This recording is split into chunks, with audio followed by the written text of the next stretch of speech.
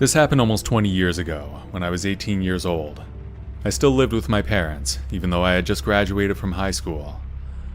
I had just bought a new laptop, and after I was done getting it set up, I posted my old one on Craigslist. It was only 2 years old, but back then, that meant it was pretty outdated.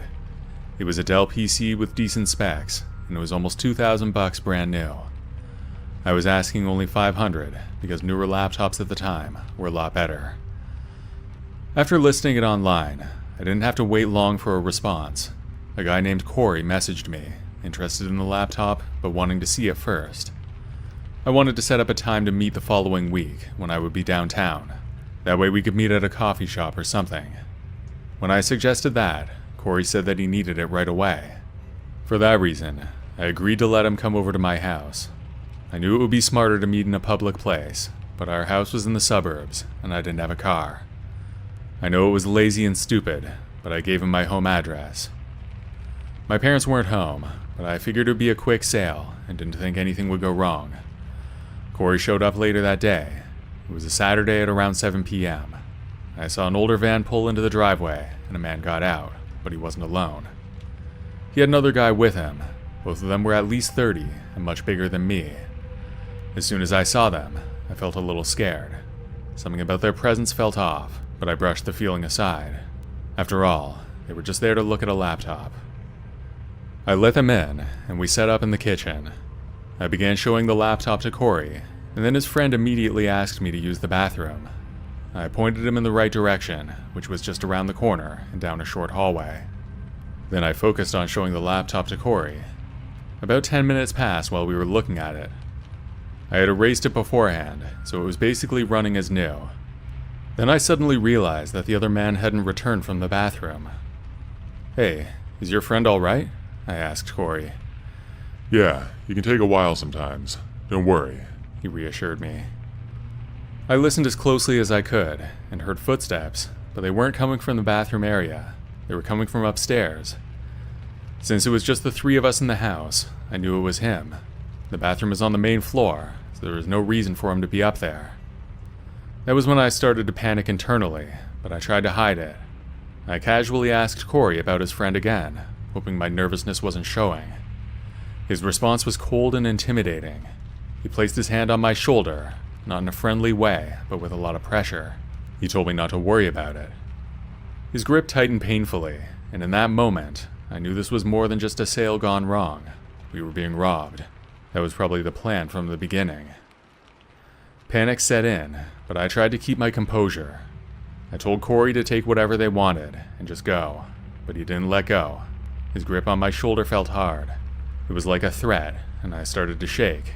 I knew I had to act fast. I managed to break away and ran to my dad's office on the main floor, locking the door behind me. I left my phone on the kitchen table, which was a stupid mistake. Luckily, though, there was a landline in the office where I was, so that saved me. My heart was pounding as I dialed 911, frantically explaining the situation to the dispatcher.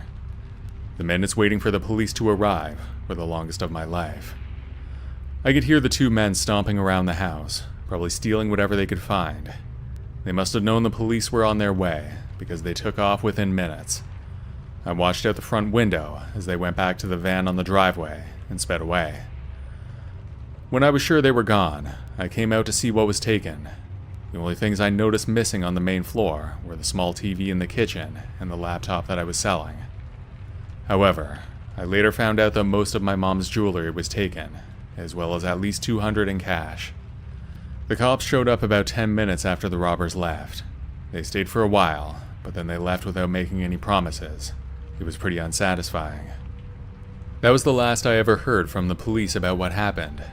I reached out to them several times, but they never got back to me. When my parents and sister got home, I had to explain what happened. They all thought I was joking at first, because I have a dark sense of humor, but when they found out it was real, they were mad too. I would estimate the losses at around $3,000, which was a huge amount of money for me at the time. Since it was all my fault, I had to pay it back. That was basically my whole summer of work down the drain. It was the last time I met a strange person off the internet. If I were ever to do it again, there'd be no way I would let them come to my place. It's public or no deal, without any exceptions.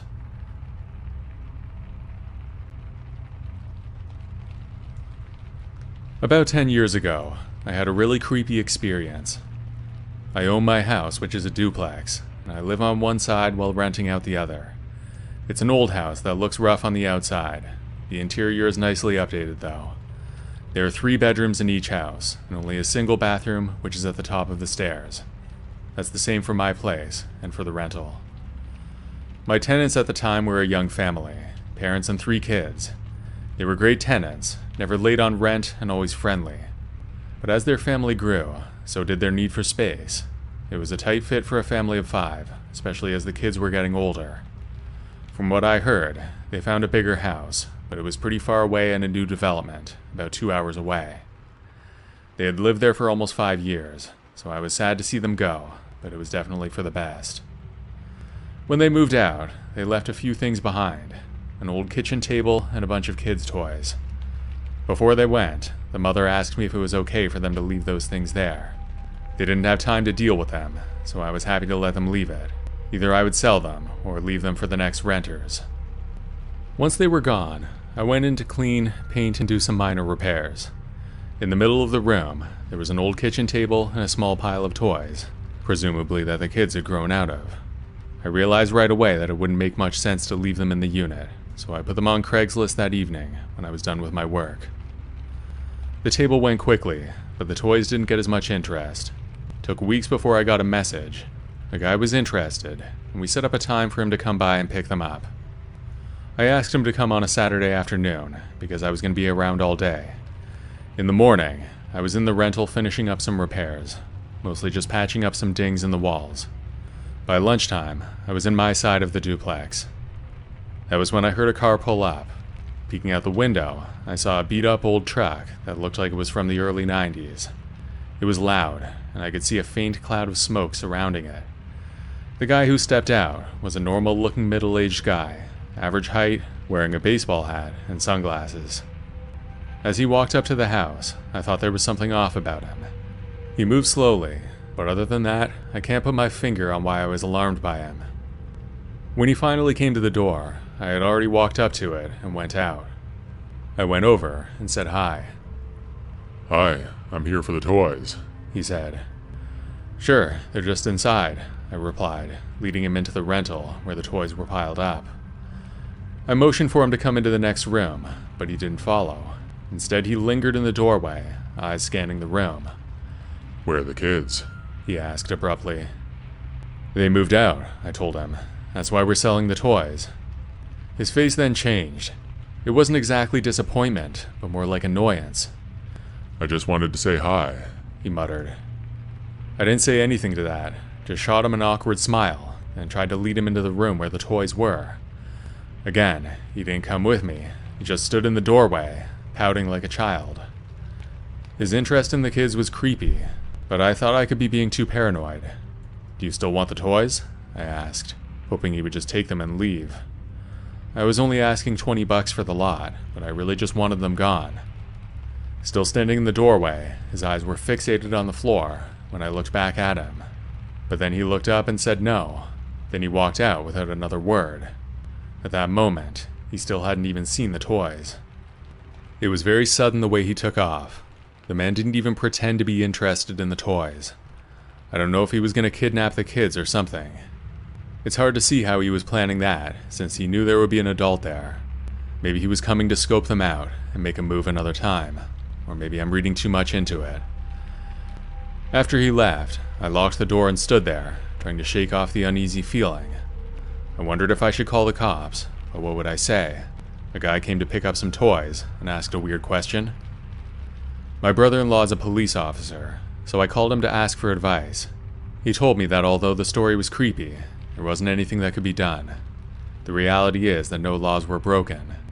Still, I think that guy needed to be watched, and I worry about what he might get up to.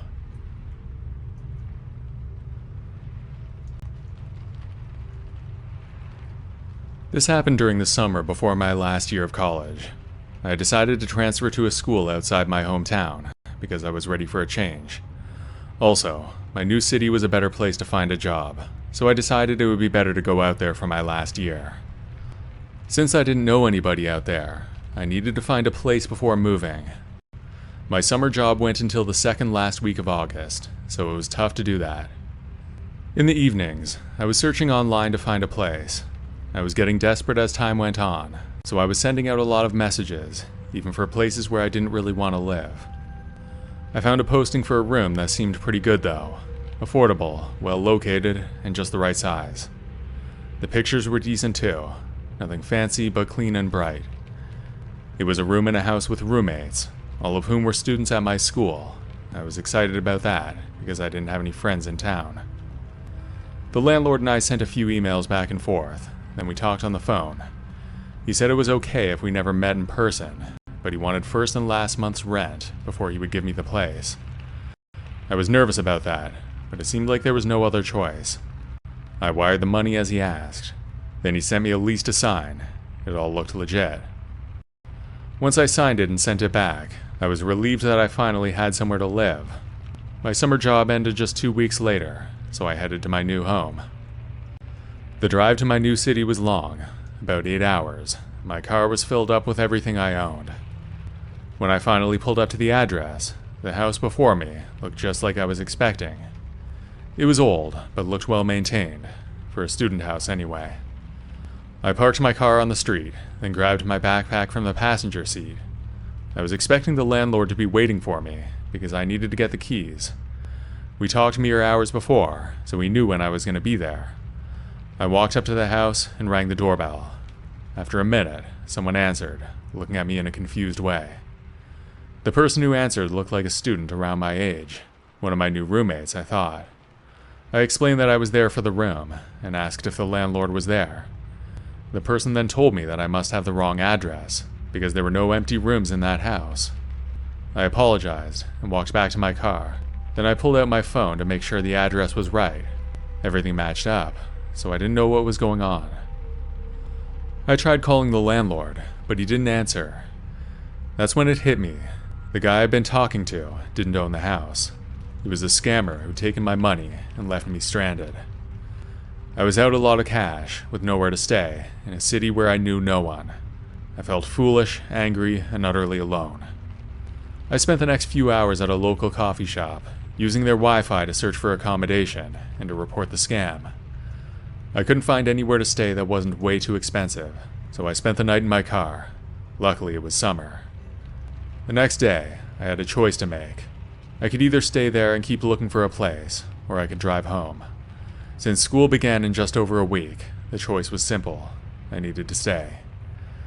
Later that day, I reported the scam to the police and to Craigslist.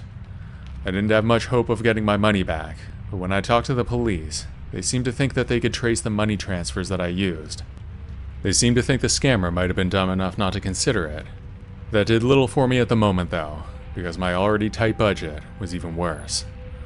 I spent the next 2 nights in my car, until a place finally came up. It was a room in a large basement apartment, with 6 roommates, several of them sharing rooms. It was a real dungeon-looking kind of place, but it was better than my car.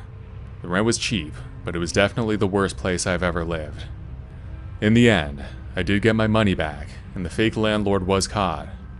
As the officer told me, they were able to trace the money transfer to a throwaway email address that was linked to the guy's real address. It was simple enough for the cybercrimes unit.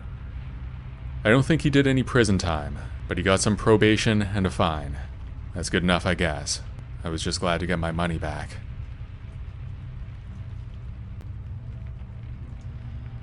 I went to college from 2006 until 2010, and this happened in the summer between my first and second year. I had spent the first 3 months of the break working for my dad, but our contract ended at the beginning of August. With no more work, I decided to move to the city where I was going to school and spend the last month of my break there. My friends and I had a house that we were already paying rent for, so that's where I was going to go. I had 2 roommates, and neither of them were in town yet, so I was basically alone almost every day. Most of my time was spent binge-watching the TV show Lost on my laptop.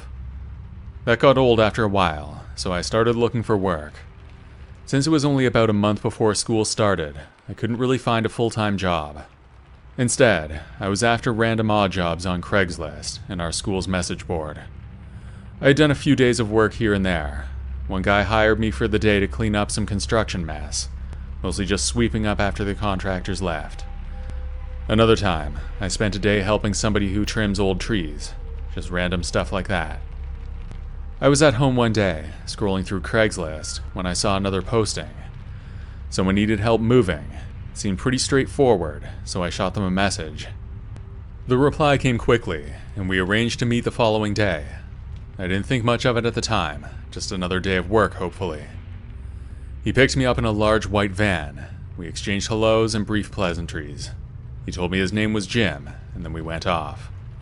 As we drove, he didn't say much, just the occasional nod and grunt in response to my attempts at small talk. Not a big deal or anything, but it was uncomfortable. He seemed awkward, but that was fine. We were on the highway for at least half an hour, and I didn't know the neighborhood we were in. It looked nice though, new at least. We pulled up to a house in a neighborhood that looked like all the others. It was a real cookie-cutter neighborhood, where each house was one of 2 or 3 different designs. It was obvious that it was new, because some of the houses were still under construction. I got the impression that most of them weren't occupied yet, because few of the houses had any cars parked in the driveway, and I didn't see many other cars or people walking. The one we pulled up to was a 2-story gray brick house with a 2-car garage. There were no lights on that I could see, and the curtains were all closed. He parked in the driveway, and we both got out. I headed to the front door, expecting him to follow and ring the doorbell, but he didn't. Instead, Jim told me to wait and disappeared around the back. I remember thinking it was odd, but waited anyway. Maybe he was checking if the back door was unlocked or something. Finally, he reappeared and opened the front door from inside, motioning for me to come in. The house was nice, but something was off. There were no boxes, no packing tape, none of the usual moving chaos. It looked like a really nice, almost perfect house. It was spotless, and it had the feel of a model home. We started with the TV, a big bulky thing that took both of us to carry, then some furniture. We carried them out to the van, and before I knew it, we were full. There was a nagging feeling in the pit of my stomach the whole time, though. I knew something wasn't right. Since it was such a new area, why would anybody be moving out? Stuff happens, but that was definitely strange. Also, for how much stuff there was, it would probably take us another 10 van loads at least. When we were heading back to the van, I was really suspicious of Jim. Come to think of it, I had no proof that he was even working for the people who owned the house. I didn't know how he got in through the back, but if he had a key, then why not use it on the front door? I wanted to get out of there and call the cops, because I was almost sure that this was a robbery. I pulled out my flip phone and pretended to read a text message. Then I turned to Jim and said something important came up, but he was on to me. I made a break for it, bolting down the street. I could hear him shouting behind me. I looked back and saw him get into the van as I was running down the street. I sprinted faster, and the sound of the van was close behind. I went through some yards, hopping over fences. Anything to put distance between me and that van. I lost him after a couple blocks, then ducked behind a shed and waited until the sound of the van faded. Once I felt safe, I called the cops from my Motorola Razr flip phone. They confirmed the worst. The house's owners hadn't moved in yet. Their stuff was set up by the moving company and an interior decorator, but they weren't even in the country. I'd unknowingly helped in a robbery. At that moment, I thought I could get in trouble for what I did. I asked the police over the phone if I was in trouble, but they assured me that since I didn't know, I would be fine, especially since I called in to report it. After interviewing with the cops, I told them everything I knew. I didn't have the license plate for the van, but with the information I gave them, they were able to track down several sources of security footage. With that, they caught both the van's license plate and several images of myself with Jim. Jim was obviously not his real name, but he was caught later that day. He was arrested, and the stuff was brought back to the house. We also found out that this was not his first visit to that place. He had been robbing that house every day for almost a week. The neighbors didn't notice, because everyone was new.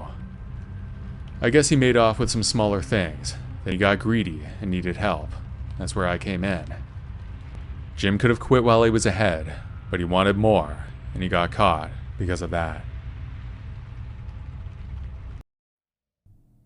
Me and my best friend at the time, we came from some pretty abusive home lives. As such, we often sought refuge in the woods near our neighborhood. We did this because, during the day, we would be free of our abusers and adults brushed this off as kids being kids. But on a particularly bad night, my drunk father invited his motorcycle gang over, who were all terrible drunks themselves. They kept coming into my room trying to find me, but I hid away in my hamper, buried under my dirty clothes until they seemed to have given up or gotten too drunk to care. And quietly, after about an hour, I came out of the hamper and snuck out of my back window. We lived in a slab ranch-style house, and my back window went into our backyard, which was unlit and sealed with the exception of a small gate that was blocked by their bikes. I snuck over to the back fence, picked a corner, and climbed over it, tossing myself to the other side.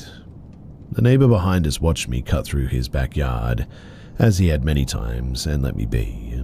We lived in a village, so everybody sort of knew about my dad, but would never do anything about it.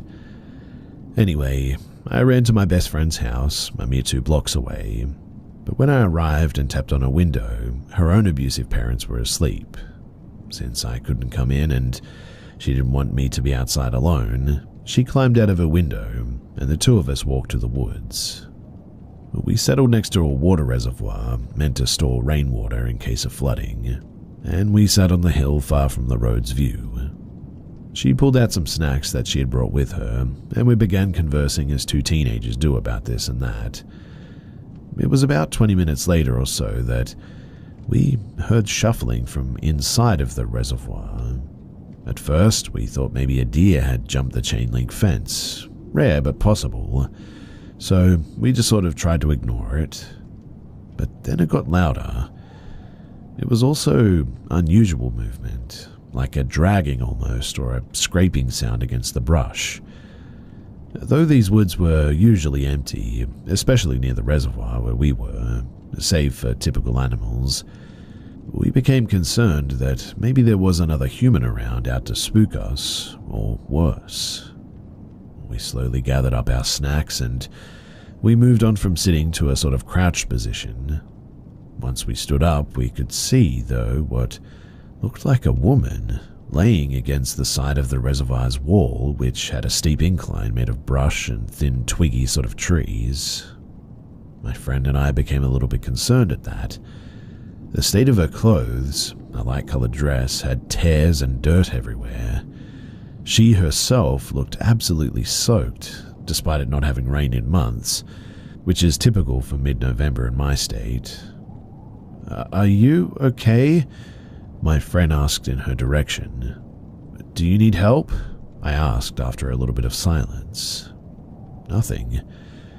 The woman didn't move, didn't say anything, and for a moment, we didn't know what to do. It honestly looked like she needed help.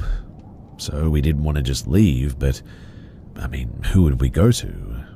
Would she be here if we found help and came back anyway? My best friend and I began to whisper possible options to each other when the shuffling crawl resumed. We turned and looked at the woman's direction, but she wasn't crawling anymore. Instead, she was now sprinting towards us. She was going fast enough that the long disheveled hair that had been obscuring her face moved behind her, and her dark, swollen face was now visible.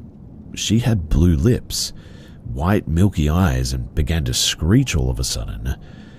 My best friend and I absolutely booked it. We ran as fast as we could to the streetlights and their orange glow, and we could hear her until we crossed the street, and then just silence. We turned back and looked at the fencing, huffing and puffing, looking for any signs of her. We saw nothing, though, and began to talk about how it was probably a senior teen messing with us or something. But then we saw her again, standing inside the fence, just staring at us. The orange glow of the lights hit her, making her features seem soft, if not still unsettling. I took a step in her direction, believing now that she was probably just some sort of crazy homeless woman.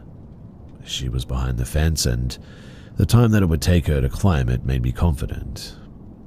I spoke to her. I told her that she was a creep for scaring us like that, and that it wasn't our fault that she was homeless. I did the front-end motion with my shoulders, if you know, you know, and shouted for her to not be so reckless and mean. This must have made her angry too, as a part of me knew that it probably would have, but she started to rush the fence again. It was a tall fence, so I knew that we could duck through some yards to safety before she hit the ground on the other side. I watched her, though, daring her, but she got to the fence and didn't climb it. Instead, she moved through the chain-link fence as if it wasn't even there. At that, my best friend grabbed me and we started booking it back towards her house as fast as our legs would carry us. We heard one shout from the woman, a blood-curdling scream, but it sounded like it was fading in the distance, and soon she was gone. We never went back to the reservoir spot after that, and we only ever returned to the woods during the day. After that, the paths and the trails, they just no longer felt safe, and everything had a weird stillness or quiet about it. But we no longer heard birds or bugs, and it never felt safe there again. We were 16 at the time that this happened, and I've long since moved from that village. I went off to college, in fact, living in a suburb and then to a large city, and I'm actually packing up to move out of state entirely. The house that I'm leaving is near a lake, and packing up my life has meant keeping some odd hours.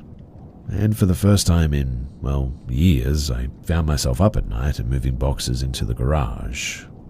I stopped and I took a look at the lake on my way back to the house, but I froze because I could have sworn that I saw that same woman crawling on her belly, dragging herself up the side of the lake through the mud that sat on the edge. In an instant, she was gone, and I don't know what I saw, but it was creepy enough that I rushed back into the house instantly. I'm not sure what this means, but my aunt is coming to sage the house and our things after this. She's also insisting on doing it for our new place before we move anything in. And, to be honest, I think I'm going to let her. I wanted to tell my best friend about all of this, but unfortunately she passed away a few years ago, and, well, that's another story entirely.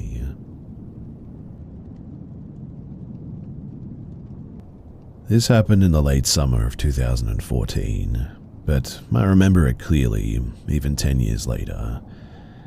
In the fall of the previous year, I moved into an apartment with my boyfriend at the time. I was freshly 18 and he was 22. He was a socially inept groomer, but let's call him Mike. Mike was always emotionally distant and strange. We had many shared interests, but he refused to let me have friends, make new friends, or just go out and enjoy life in the city. I'd invite him to concerts for bands that he liked, and he'd decline. I'd offer to introduce him to my friends. He'd decline. I'd go out to a show with my friends or go hang out with my friends, and he'd send me a Word document, a deranged poetic slight describing every single fault of mine that he could discern. One time I smoked a little bit of pot, and he compared me to Medea killing her children. When I say poetic, I mean poetic too. And when I say deranged, I mean deranged. Naturally, we broke up too. A friend of mine found him on a dating website, and, well, that was that. My parents helped me lug his stuff into a truck and took him and all of his stuff to his parents' house. Done deal. I kept the apartment and I tried to settle back in. It was fine. I enjoyed my alone time and was free to have friends visit. Honestly, it seemed pretty ideal. Upon falling asleep on my second night alone, I was quickly woken up by a knock on my door, though. I checked the time, maybe 3 or 4 in the morning, and I mean, to heck with that, no thanks. So I tried to drift off again, but the knocking happened again, more rapidly, more aggressively. I kept ignoring it, though. I didn't have that many friends, and the friends that I did have wouldn't be hanging on my door at 3 a.m. and eventually that banging stopped.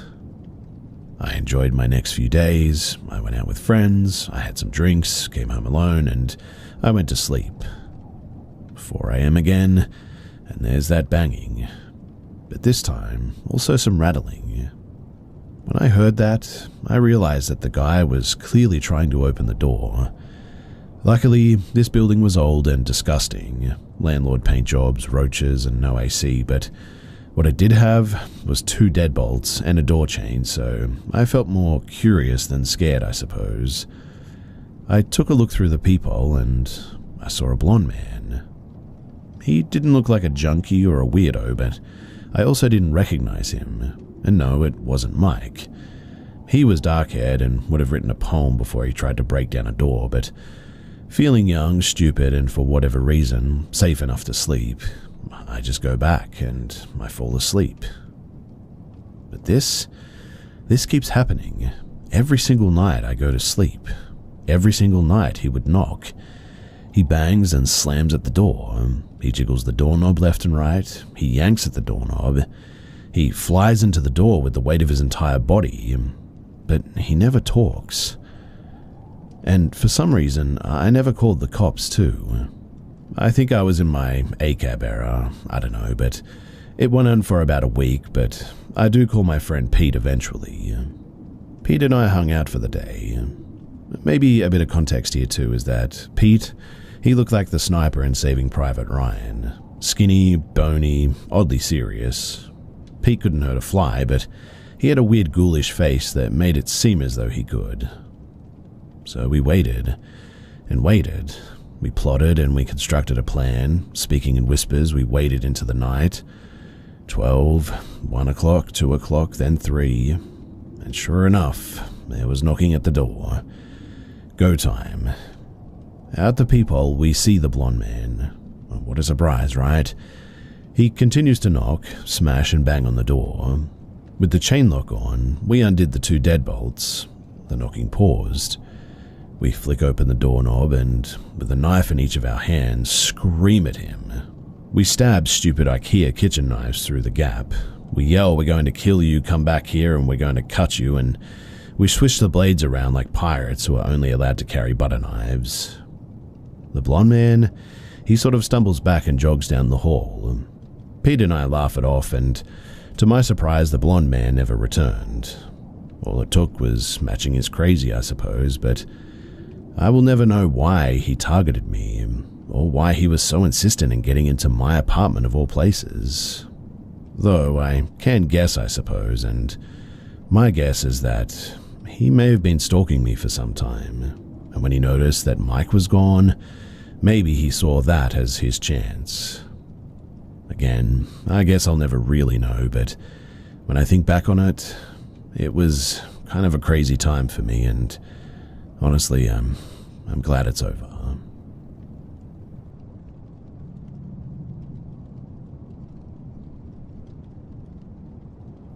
When I was 7, my family, mum and 2 older brothers, 13 and 15, moved house. We moved to a street that was built on old tram tracks from around the 1900s. The line of terrace properties themselves were fairly new, but when we moved in, they were only around 15 years old max. All of the properties have a rear garden that was divided by a meter-tall wooden fence. Each garden has a shared rear wall that is 7 foot tall and made of concrete. This wall separates the properties from the grounds of the local park. So as a kid, I kept myself pretty much entertained all the time. The age gap between my brothers and I at that age was enough to be left out of most things, and my parents were recently divorced. So I would make up games and act out imaginary scenes. It was not uncommon to find me playing off by myself in the back garden. We had pet rabbits that lived in a hutch that was up against the back wall mentioned earlier. Being the curious child that I was, I used to like to sort of stand on the hutch and look over the wall into the park and people watch. I remember it being a warm night, and the sun was setting a bit later in the day. I don't remember the time exactly, but with the way the daylight plays in my memory, it must have been around 7 p.m.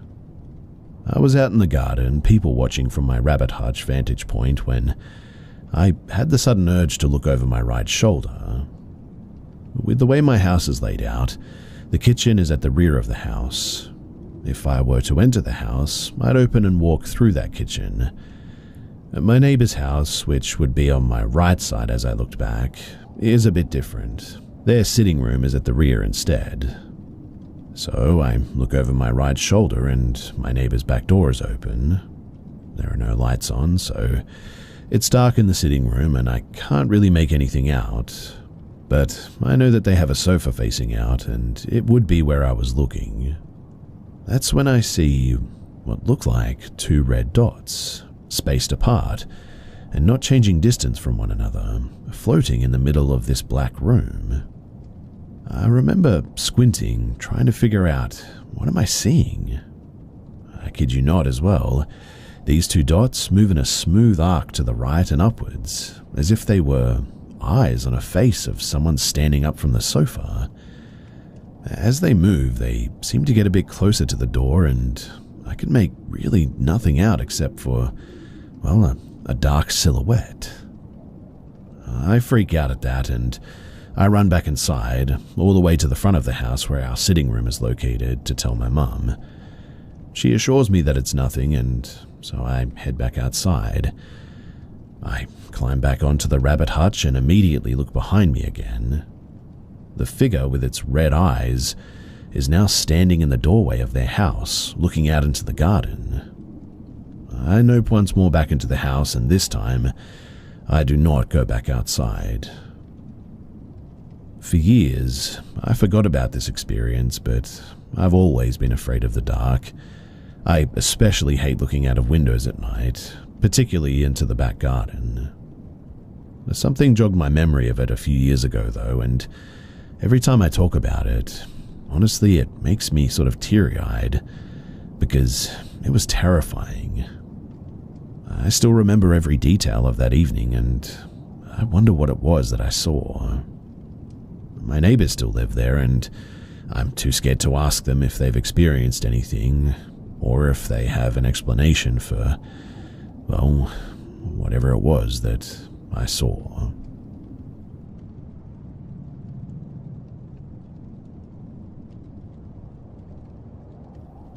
At first, I was always too scared to tell anyone this story, and then when I did tell people, they always laughed at me.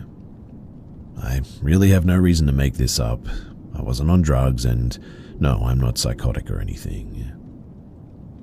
Back in the fall of 2017, I started my freshman year at Michigan State University. There's a trail behind some dorms, collectively called River Trail dorms because of their proximity to the Red Cedar River and the woods. The trail is colloquially called the Rape Trail because you enter it through a gap in a fence, and it can be known for some unsavory activity at night. I had never heard of an assumed happening there while I was there. Mainly it was just where kids went to smoke some weed and cigarettes, really. Well, I had become friends with a couple of boys, and one day after dark, they decided to go to the trail and smoke some weed, and I joined. I never smoked with them as I got obviously interrupted, but nevertheless, I sincerely do not believe that marijuana has anything to do with this story. Anyway, the boys were doing their thing when a figure walked into the open gap into the gate. We were at least 50 feet from this gap and the only people on the trail. It was probably close to 10 p.m. and besides the moon, the only lighting came big parking lot lights close to the gate opening. At first, the boys I was with said that the figure resembled a Korean international student that they knew. I had never met him, so I relaxed a little, thinking everything was fine and this person was a friend. Well, they're calling out his name, but he never looks over at us, and he goes off the trail path into the sticks and leaves, but it doesn't make a sound. They're still calling for him, and I'm confused why he's acting so bizarre. I can sense the boys tensing up at this stage too. This is the only way that I can describe what happened next, but the boy morphed into a very tall, at least 7 feet, completely pitch black, featureless, clothless, not even human figure. It was human-shaped, I suppose, extremely skinny, but reflected no light and seemed almost two-dimensional. The figure looked at us dead on, though it was maybe 50 feet away. It moved toward us effortlessly in about 2 strides like it was floating. It came up to us almost head-on and still had no features, no eyes, no nose, no mouth, just all black. Then, when it was so close that I could almost touch it, it morphed into the international student, back down to a probably 5'6" human male. The boys were extremely apprehensive and feigned normalcy, but were probably just playing it cool. I asked him questions and he lit a cigarette, but I can't recall him speaking or answering anything, just sitting there, smoking. We eventually excused ourselves and pretty much ran back to our dorm. I was not the first person to speak. It was my friend who asked, "Did we just see Slender Man?" I said yes, and let's not talk about it anymore. The other kid was speechless and said nothing, and really, we never spoke about it ever again. Eventually, we all drifted apart within the semester, and I haven't spoken with them since 2018. I truly thought that this was the end, that I was going to die that night. To this day, I have never been more terrified too. It was to the point that I almost don't fear humans at all, and the only thing that makes me scared is paranormal stuff now. I don't go into the woods very much anymore too, only ever in broad daylight, and even then not so much. I have a deep respect for nature, and I know that the woods are just not my territory, especially at night. I still have no idea what you would categorize this as. I mean, I've called it a skinwalker, but I'm really not sure that that's accurate at all. Obviously, Slender Man isn't real, but minus the suit, it was kind of dead on, to be honest. I don't know. If people could provide more information, then I would like to learn more, and I can't be the only one who has ever seen something like this.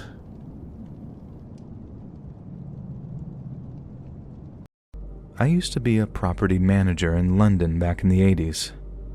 For one reason or another, the flats I managed weren't strictly legal, so it was basically my job to collect rent, arrange repairs, and be a buffer between the real owner and the council, should they ever find out he was flouting regulations. It was a proper cash under the table sort of thing, and we didn't discriminate when it came to tenants. If you could give us the month's rent, which was about 60 quid back then we'd give you a bedroom in a shared house with communal kitchen and bathroom facilities. These days, a lot of landlords ask foreigners for proof of their right to be in the country, and I think you can get into trouble if you're found to be housing illegal immigrants.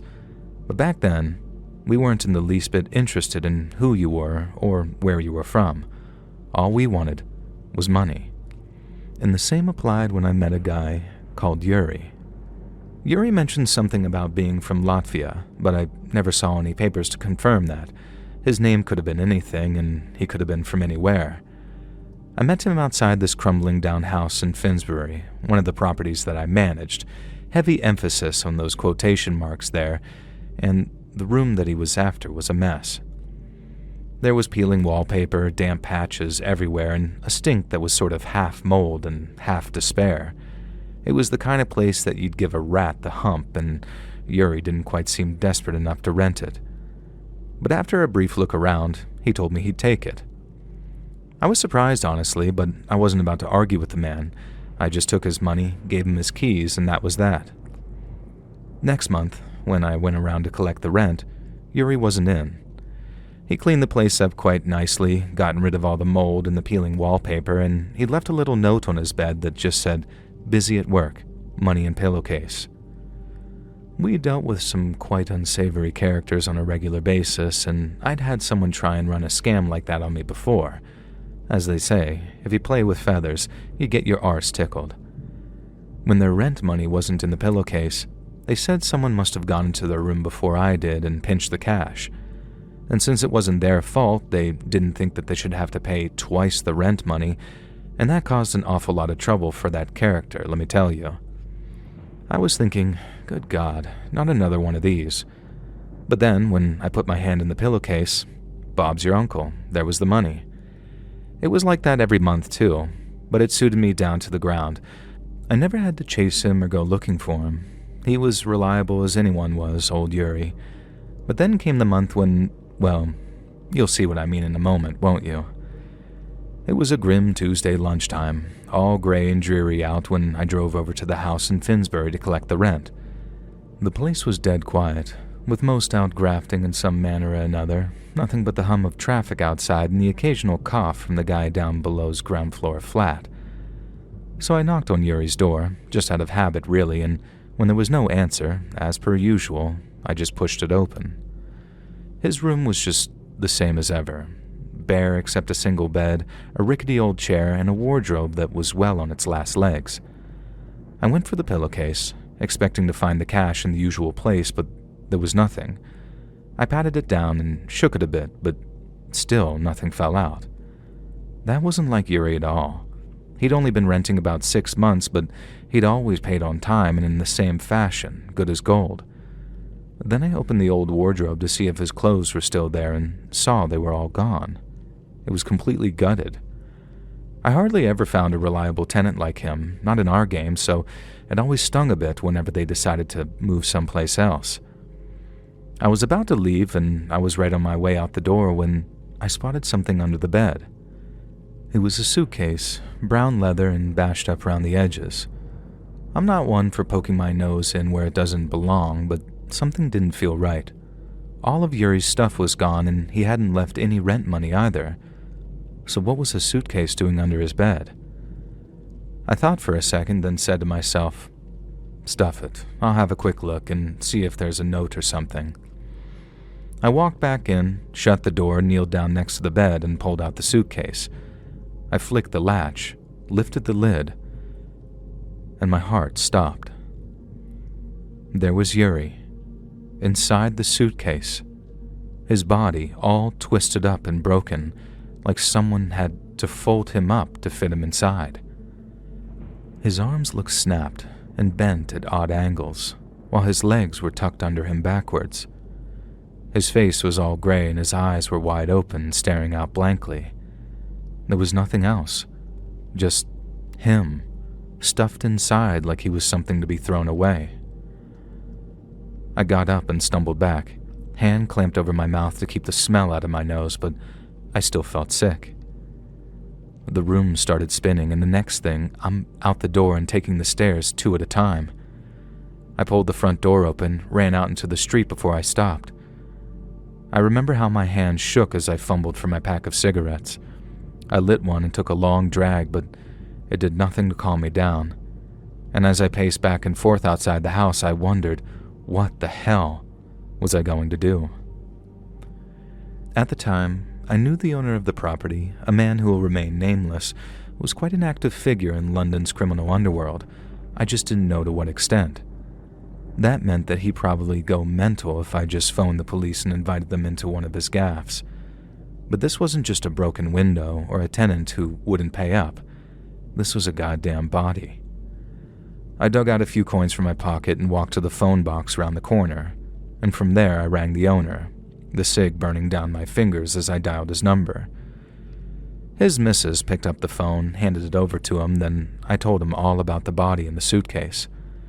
I obviously didn't just come out and say it, not over the phone, but we had a way of talking back then where you said things without saying them. Once he'd gotten the gist of it, I thought that the owner was going to flip his lid, but instead, he stayed calm, a bit too calm under the circumstances, and asked me if I was sure the tenant had departed. When I told him I was sure as eggs, he told me not to involve anyone else and asked where the tenant was right now. Then when I told him, he asked me to help the tenant move out. I told him in so many words anyway, that if he thought that I was getting involved in a murder, he was mad. I said we needed to call the police, limit what they were told about the properties and the tenants, then hope they breezed past us without getting a whiff of what we were doing. But the owner wasn't having it. He said if I went to the police, not only would I be out of a job, but I'd also be in serious trouble. Then before I could argue further, he hung up. Until that day, all I knew about the owner of the shared house was that he was involved in renting flats. Well, dodgy ones at that. I might have been a bit of a geezer back then, but I wasn't stupid, and what he said on that phone clued me into the fact that whatever else he was involved in, it was a lot more illegal than just some dodgy flat shares. My heart was pounding after that phone call, my head spinning with all kinds of frightening realizations. For the past God knows how long, I've been working for someone who was now casually telling me to dispose of a body like it was nothing. This was more than just being some dodgy landlord. You'd have to be a real dark kind of person not to even flinch at something like this. But this guy knew my name, my family's names, where I live, everything. But at the same time, my fingerprints were on that suitcase, and if I didn't get out ahead of it and tell the coppers that all I'd done was stumble across it, then there was a good chance that I'd be going down for something, maybe even murder. I didn't want to go back to the house, and I didn't want to just drive home either, so instead, I went to the pub. There was a place called the Red Lion down the road from the phone box, and even though it was only a bit past 12, I drank a pint of lager in about 4 or 5 gulps just to steady my nerves. The barman clocked me and gave me a funny look, but didn't say anything. He just left me to drown my sorrows in peace. Then I sat there, staring at my glass, wondering how everything could go from normal to nightmare so quickly and so drastically. Yuri was a good tenant. He was quiet. He paid me on time. He seemed like a nice bloke too, so who'd do something like that to him and why? After maybe 15 to 20 minutes of staring at the bar top and weighing up my options, I decided to do the smart thing. I fished around my pocket for some more change and walked back to the phone box and phoned the police. The cops turned up about 20 minutes later, 2 of them in a Panda car with their lights flashing, and I was back outside the house by then, so I gave them a wave as they drove down the street, then showed them the upstairs to where Yuri's body was in the suitcase.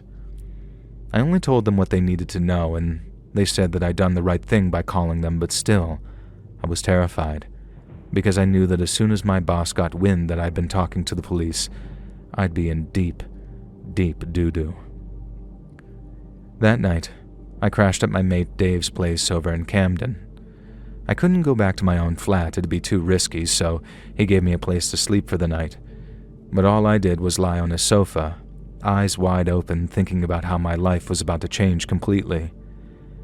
The next day, I heard word had gotten back to my boss, or by then my former boss, that Yuri's body was with the coroner and that the police were talking to the tenants in the house that he owned. Assuming that was true, my former boss had almost certainly sent people out looking for me, so I asked Dave if I could lie low at his place for a few days until it was safe to return to my flat to grab my stuff. He said that was fine, but I didn't exactly tell him the whole story. If I had, I'm not sure that he'd have let me stay. I didn't go out at all, and Dave definitely knew something was up, but he didn't ask questions. I just kind of hung out on the couch drinking his lager and wondering if I was going to end up moving to Brighton, Birmingham, or maybe even Manchester. About a week later, I went around to my flat in the middle of the night to grab a few bits and bobs, but when I got there, the place had been trashed. Whoever my boss had sent had done something to the lock because it didn't look like anything was wrong until I tried to put my key in the door, and it creaked open from the force. Inside, my flat looked like a bomb had hit it. They'd smashed my telephone, ripped up my sofa, broken all my records, and from the smell of the bedroom, they'd gone to the toilet all over my clothes. I didn't take anything with me. There was really nothing to take. The only thing that mattered was getting to my mum's, and then getting her on a coach to Manchester, the furthest of my options, before anything happened to her. 2 guys had already been over asking where I was, so she knew that I was in some sort of trouble, but it still took some convincing to get my mum to pack a bag. She didn't know how I made my money, so I had to spill the beans on her son being a bit of a naughty boy before she understood how serious things were. I told her the men looking for me were bad people, and that the next time they darkened her door, they might hurt her as a way of getting to me. The next day, me and Mum were in a B&B up in Manchester, I had a few quid in my pocket, so I found us both places to stay quite quickly, and then after that, it was a case of trying to go straight and earn an honest living for the first time in my life. No one ever found us, but at night the nightmares did. I dreamed that someone was zipping me into a suitcase and then shoving me under a bed, and I'd wake up scared thinking someone was at the door. But no one ever was. It was just my imagination. Sometimes I wonder if the cops ever got anywhere with Yuri's murder. I doubt it, but I also don't think that it was my former boss that had anything to do with it either. He just wanted me to get rid of the suitcase, and if for some reason he had wanted Yuri dead, then he'd surely have given the job to someone more cold-blooded and reliable than myself. No, I think someone else put Yuri in that suitcase. I don't know why, but I know they'd have to be pretty scary to be able to best a 6-foot barrel-chested Eastern European guy like Yuri. Then to twist him up like that, to snap his arms and legs and fold him in half. It takes a very frightening person to do something like that. A person I'm very glad I never had to meet.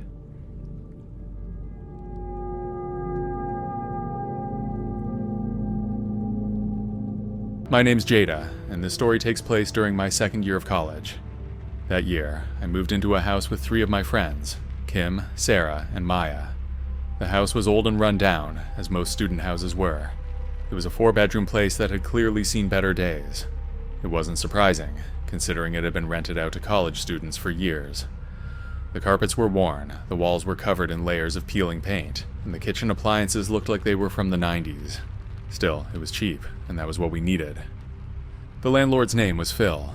He was in his mid-40s and always dressed like he was trying too hard to look important. He had shiny dress shoes, slicked back hair, and a Bluetooth earpiece that he wore all the time. The first time we met him, he handed us the lease and gave a speech about the house rules. Something about him put me off, but my friends didn't seem to notice, and we all signed the lease anyway. At the end of the day, the rent was dirt cheap, and none of us could afford to be picky. Moving in was chaotic, but exciting. We spent the first week cleaning and unpacking. We were trying to make the place feel like home. There were quirks to the house that we laughed about. There was a light switch that didn't do anything, a creaky step on the staircase that couldn't be avoided, and the basement door wouldn't stay closed, no matter how many times we tried to latch it. Despite its flaws, it was our place, and we were determined to make it work. Over the first few months, nothing really happened. We went to class, hung out with friends, and hosted the occasional get-together at the house. Phil never came around during that time, which was fine by us. As far as we were concerned, the less we saw of him, the better. We paid our rent on time, and figured that was all he cared about. It wasn't until winter that things started to get strange. One day, the heat stopped working entirely. I remember sitting in the living room with my roommates, wrapped in blankets, and joking about how college life meant freezing to death in a rundown rental. We called Phil to let him know about the problem. I was expecting him to send a professional to handle it, but he insisted on coming over himself. That was the first time I realized he didn't like having other people handle repairs. He came by later that day while we were all out at the school. I got home just as Phil was leaving.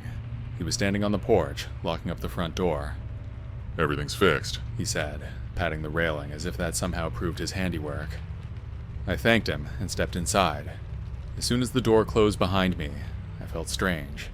It wasn't anything I can explain, just a sense that something was slightly out of place. When I got to my room, I noticed my dresser drawers weren't shut all the way, and my closet door, which I always kept closed, was slightly ajar. It didn't make sense, but I convinced myself I was imagining things. Maybe I'd left them that way in the morning and just didn't remember. I told my roommates about it that evening. Sarah thought it was probably nothing, but Kim wasn't so sure. Either way, none of us had any proof. We decided to let it go, but after that day, I started paying closer attention to the house whenever Phil came around. About 2 weeks later, I had an encounter that made me realize something was seriously wrong. I had just finished showering and was wrapping a towel around myself. Then I stepped into the hallway and saw Phil standing on the stairs. My heart jumped, and I blurted out, "What are you doing here?" He looked startled and muttered something about checking for leaks. Then he turned and left without another word. I locked myself in my room and didn't come out until my roommates got home. The worst incident happened late one night. I woke up to the sound of footsteps downstairs. At first I thought it was one of my roommates, but then I heard the unmistakable sound of the front door opening and closing. When I peeked out of my bedroom, I saw Phil in the living room. He was just standing there in the middle of the room with his back facing me. I ducked back into my room, grabbed my phone, and called the police. When they arrived, Phil acted like it was all a misunderstanding. He claimed he'd come to check the furnace, and that he'd knocked, but no one answered. To my dismay, the cops didn't seem interested in pressing him further. After that night, none of us felt safe in the house anymore. We talked about breaking the lease, but the penalty for doing so was more than any of us could afford. Instead, we did what we could to make ourselves feel safer. We kept all the doors locked, even when we were home. I'm aware that he had a key, but we thought it would deter him in some way.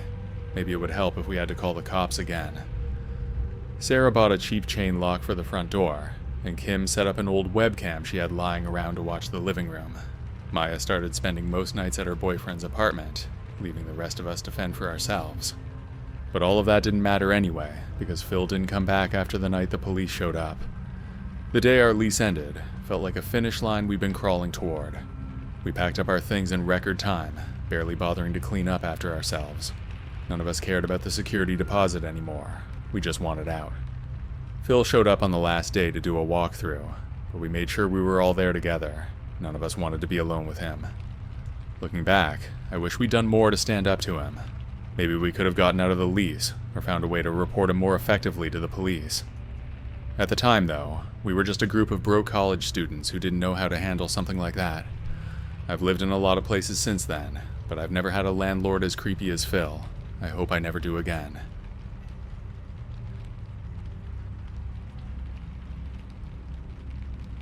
I got married about 10 years ago, but it didn't last long. After the first year, we were fighting constantly, and my husband moved in with his brother. The apartment that we shared was too much for me to afford, and I had to move. So I had no real home, no job, and no idea how I would move forward. My ex was out of my life by then, and all I had was enough savings to last a couple of months, if I was careful. At first, I stayed at a cheap motel, trying to figure out my next steps.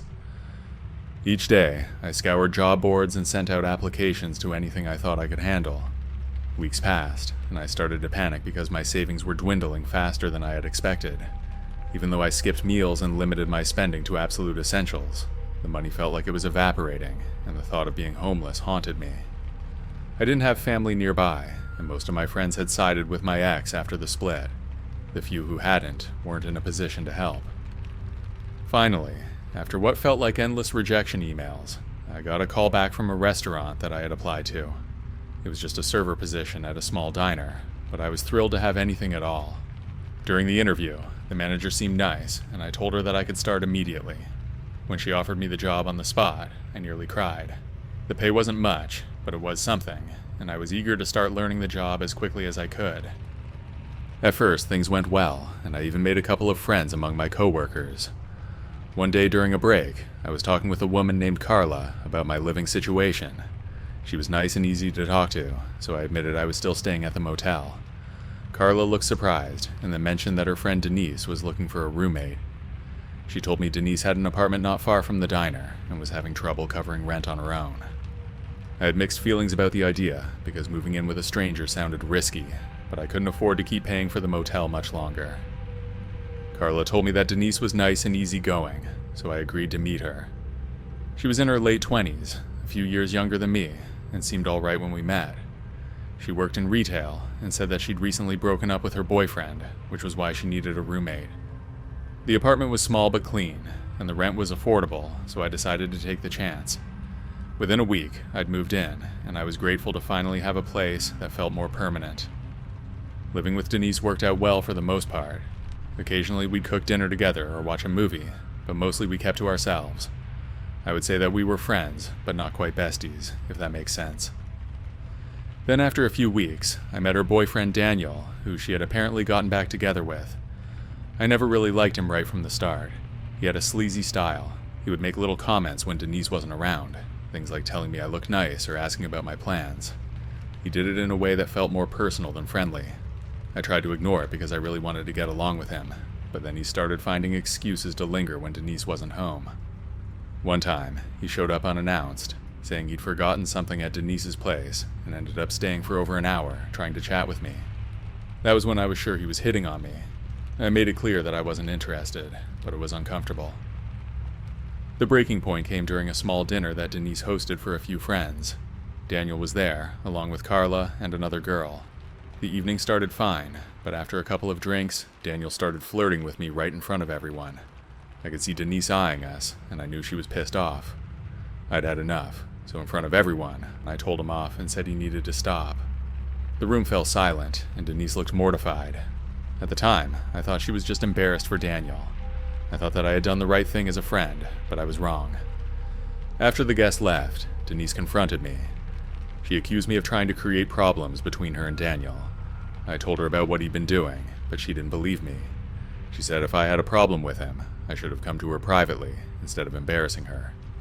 After almost an hour of arguing, we went to our separate rooms, both furious. Then in the middle of the night, I was woken up by the sound of my door opening. At first I thought it was a dream, but then I saw Denise standing there. She had a knife in her hand and a crazy look in her eyes. Then before I could fully process what was happening, she lunged at me. I rolled off the bed onto the floor before she got to me. Then I managed to grab the duvet and used it to cover myself. She slashed at me, cutting through the fabric and grazing my arm. When she saw the blood, she must have snapped out of it. She stopped, then dropped the knife and backed away from me. As she was leaving the room, I could hear her muttering, "I'm sorry," over and over. I grabbed my phone and called the police, and Denise was arrested. I spent the rest of the night in the hospital, getting stitches for the cut on my arm. The doctor said I was lucky it wasn't worse. After Denise was taken into custody, I knew I couldn't stay in the apartment. The thought of sleeping there another night made my stomach turn. I packed my stuff the next day and moved into the same motel that I stayed at before. I kept working at the diner because I couldn't afford to quit. Carla tried to talk to me a few times, but I avoided her. I didn't blame her for what happened, but I couldn't bring myself to act like everything was normal. Whenever she brought up Denise, I changed the subject or walked away. Within a month, I found a small studio apartment I could afford. It wasn't much, just a single room with a kitchenette and a tiny bathroom, but it was a step up for sure. Life didn't magically get better overnight, but I took things one day at a time. The scar on my arm never healed completely, and every time I look at it, I think about how close I came to losing my life.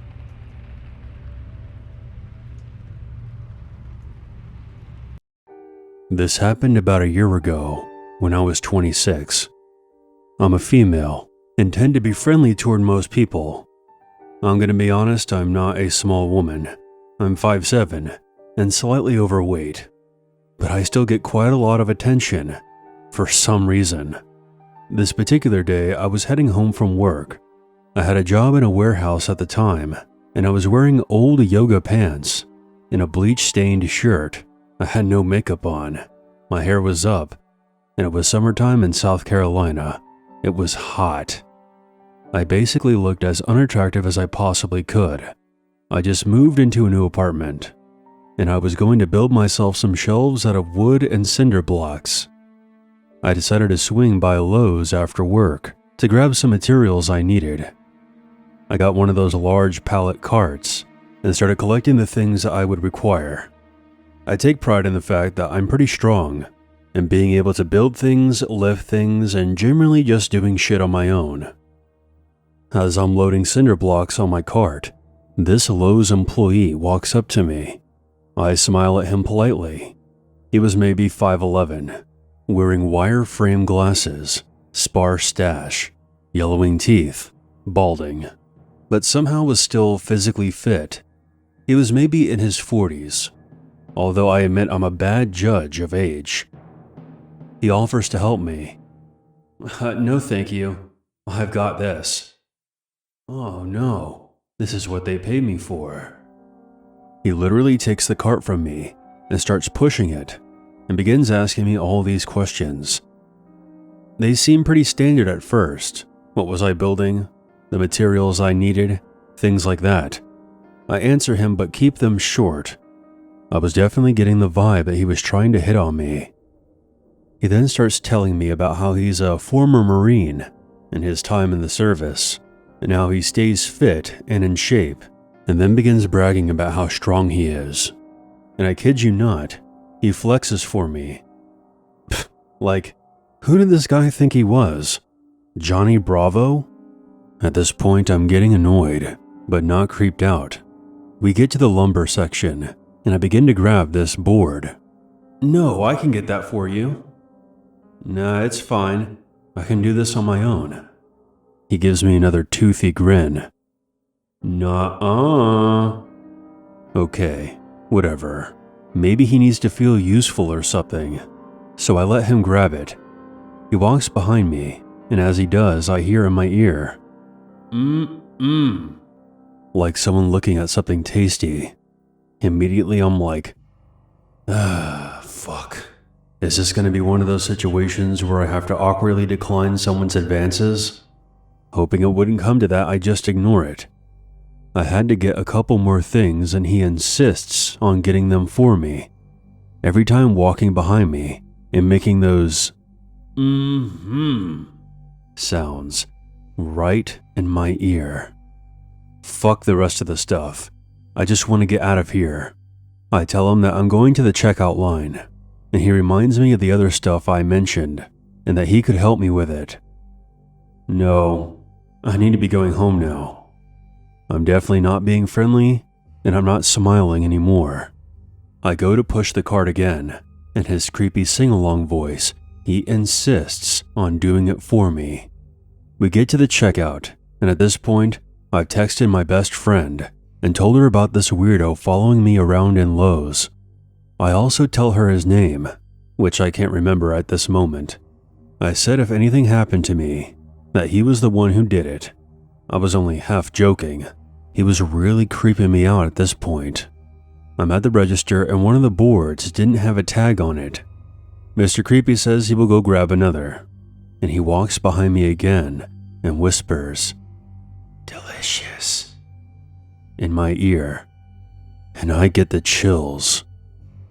He comes back with a new board and walks behind me again, manages to brush against my hip, even though we have plenty of room. Then he whispered, "Eat you up. I finally check out, and this creep is still hanging around. He offers to help me out to my car. I firmly say no. Well, I need to come take the cart back when you're done. It'll be easier. I am not letting him follow me to my car in this huge parking lot, but he persisted that he had to bring the cart back with him. So I say I'll just bring my car to the front and load it up. He finally relents and walks back inside. Thank God. I get in my car and pull around to the front. He emerges from the store. Let me load that for you." I had a board in my arms, and he grabs it from me.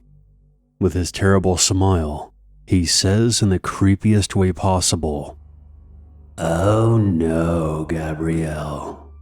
I got this. I can get it in there, like swimwear." How the fuck did he know my name? He looks at me like I'm prey. I'm so freaked out at this point, and I am feeling very unsafe, even though we're in front of the store, and there are plenty of people about. He finishes loading my car, and I don't even acknowledge or thank him. He scoots around, opens my car door for me, and gives me another toothy grin. I completely ignore him, but I have to pass right next to him to get into my car. Right in my ear, I hear him whisper, "Delicious." I give him the most disgusted look I could muster. This doesn't deter him. He licks his lips and winks at me again. I get in my car and lock the doors. As I put my car in drive, he taps on my window and waves. I heard him saying to drive safe back to my apartment, which he knows by name. "It was nice getting to know you, Gabrielle." I got the fuck out of there. I have never seen that man before in my life, and I have no idea how he knows my name or where I lived. I have never gone back to that Lowe's again. Every time I think about that incident, I kick myself for not reporting him.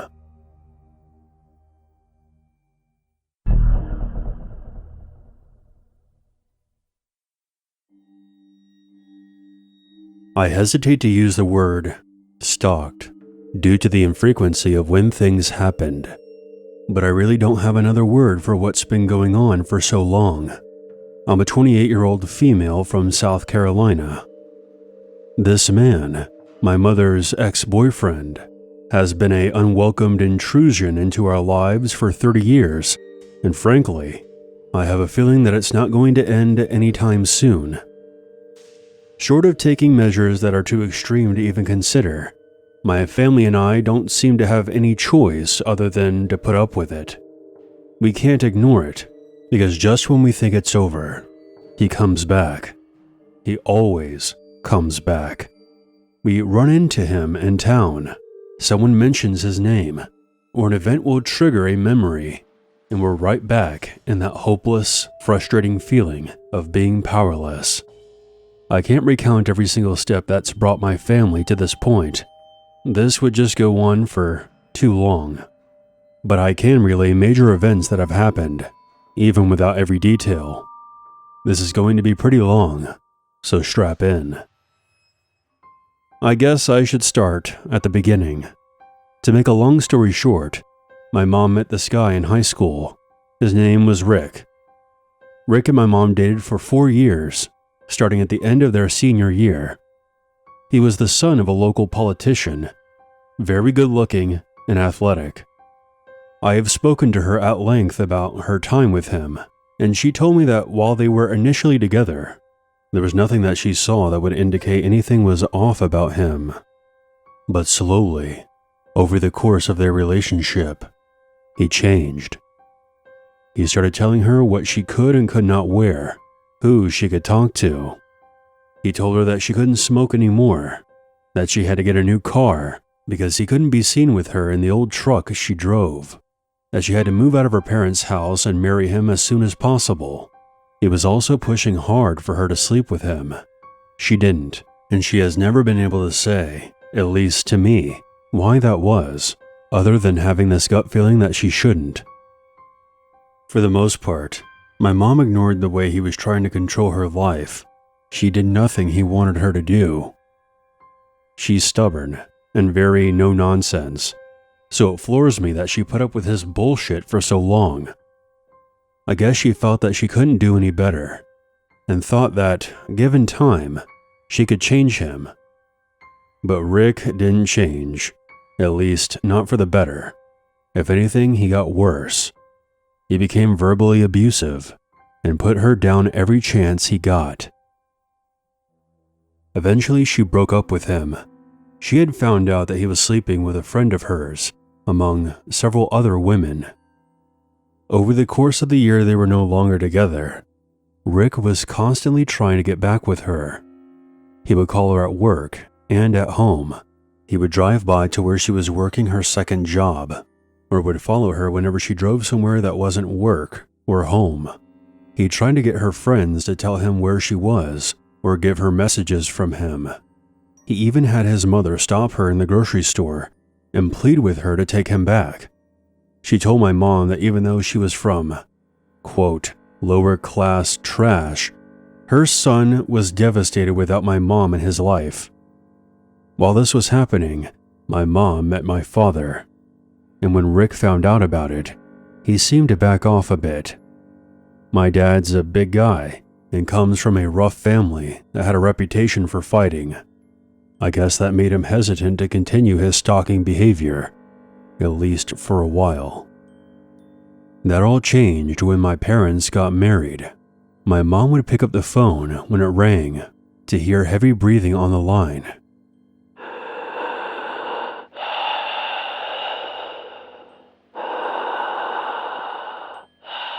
A man's voice that was clearly disguised would try to ask her questions about her marriage, or say something lewd about her or the intimate aspect of my parents' relationship. I say try because as soon as she heard the voice, she would hang up. although she wasn't always quick enough. Back then, there were no stalker laws in South Carolina, and since there wasn't any kind of physical assault, there wasn't much that the police could do. Not that they would have anyway. This all took place in a small town, population of hardly more than about 5,000, and the sheriff was real good friends with Rick's father. Suffice to say, the legal avenue was closed off to my family. My grandmothers, tired of the harassment of their children, got together at one point and cornered Rick's mom in town one afternoon. They told her point blank that if she didn't put a stop to her son's behavior, they were going to make sure the newspapers found out about the other recreational activities he had been up to, which, as you can probably guess, weren't legal. Again, the calls stopped. When my sister and I were born, all hell broke loose. Rumors started flying around that Rick was actually our father, and that my mother had been having an affair with him. Pictures of my mom with us at the store, or somewhere in town, would turn up in the mailbox, along with letters stating how much we looked like Rick. What was most disturbing is that these letters would also mention how attractive my sister and I were going to be when we grew up. When my mom showed that particular letter to my dad, he was furious. That night, he drove out to the dive bar where Rick and his friends were known to hang out. Rick wasn't there, but 3 of his buddies were. My dad demanded that they tell him where Rick was, but they refused. When my dad turned to get back into his truck, the men tried to gang up on him. As I said before, my dad is a big guy and grew up fighting. He handed them their asses. 2 broken noses, and the other one lost his front teeth. He told them to let Rick know that he would find him if anything else happened. Several years went by very quietly. We made a life as a close-knit family. But when we were around 15 and 16, things started up again. By this point, Rick had started and failed several businesses, gotten married twice, and had children of his own. With mouths to feed, he had taken a job as a manager at the local grocery store. I was at driving age by this time, and it wasn't uncommon for my mom to send my sister and I to the store while she worked. We always enjoyed this, because it gave us a chance to play our loud music and talk out of our mom's earshot about things she really wouldn't have wanted to hear. You know, typical teenager drama. The first time we went in and Rick was working there, he easily recognized us. I look more like my mom than my sister does, whereas my sister is the spitting image of my father. Plus, it's a small town. It wasn't hard for him to figure out who we were. And when he did, he followed us through the whole store. Every time we turned down an aisle, he would be there, with the creepiest smile on his face. We had no idea who he was. We were practically babies when the pictures and letters had been sent to our mailbox. It was a topic that our parents had understandably not talked about in front of us. It wasn't until we were in our late teens that we were told the whole truth. Rick stopped us at the end of every aisle and would ask us questions, like if we knew what day our mom's birthday was, and if we liked the same things that she did, and if we got along with our father. He told us how pretty we looked and how much we resembled our mother. We brushed most of it off. We were used to being recognized by people in town that knew our parents.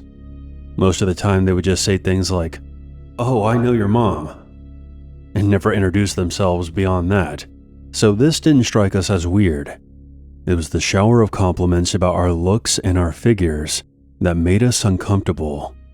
We rushed through the store as fast as we could to get away from him and back home.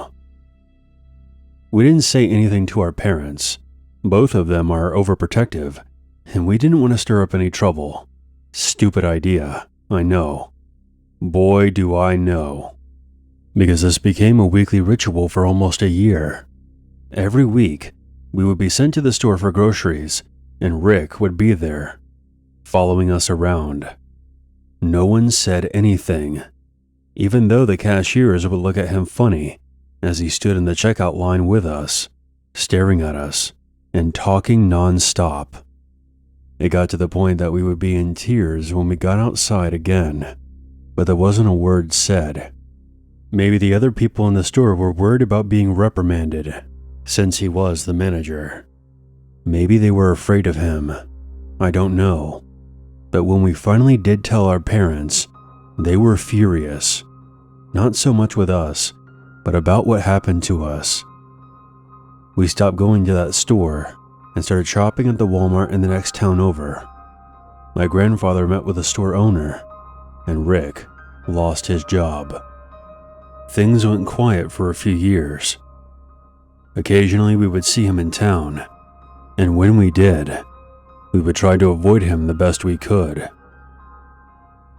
Sometimes he would sneak up and try to talk to us. Being raised on the tradition of Southern hospitality, we couldn't just ignore him without feeling like we were committing a sin, so we tried to keep it as brief as possible. The compliments still came, bizarre and entirely unwelcomed, but neither of us knew how to handle them other than saying, thanks, before leaving quickly. Time went on, and we attended college pretty far away from our hometown, where there wouldn't be a chance of him running into us. But he was still a presence in our lives. When Facebook finally became popular, he was there, trying to send us friend requests, sending us messages asking us how our mom was doing, and how we were doing in school. We both blocked him, but he somehow found our email addresses. It wouldn't have been hard for him to get them. He just had to ask the right people, and we never thought that we had to guard that information. Both of us were bombarded by emails from Rick, asking us the same questions again about our parents, and talking about how much he looked forward to seeing us, quote, at home. The worst one was an email sent to me, asking me to let my mom know that all she had to do was tell him she was leaving my father, and he would divorce his current wife, abandon his children, and marry her, and that he would be the father that my sister and I deserved. I blocked him immediately and called my sister to let her know so she could be on the lookout.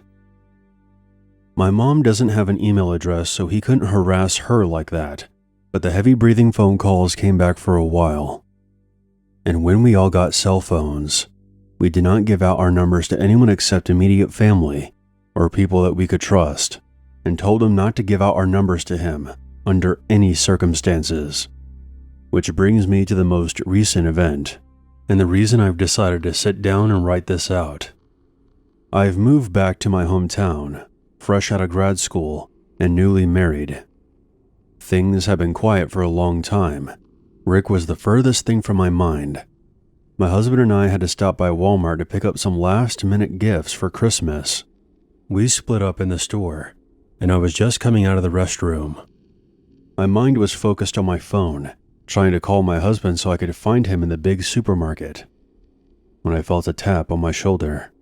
Distracted, I turned around and almost dropped my phone when I realized I was standing face to face with that son of a bitch, Rick. He grinned at me and said, "Well, hello there. Been a long time." I'm ashamed to admit that I couldn't do more than just stare at him. He snuck up on me, and I was so startled and freaked out that I couldn't say a word. He leaned in, still wearing that damn smile on his face, the one he used to wear when he would follow my sister and I around the store. "You look just like your mom. If I was your dad, though, you would look more like me." I was frozen as he grinned at me for what was probably only a few seconds, but it felt much, much longer. I then turned on my heel and walked away, as calmly as I could. I put my phone to my ear and called my husband. It took everything I had not to burst into tears right then and there, in the middle of the store. My husband knew all the stories, and he was ready to come and beat the crap out of Rick for saying anything to me, but I ushered him out to the car. I just wanted to get out of there and go home.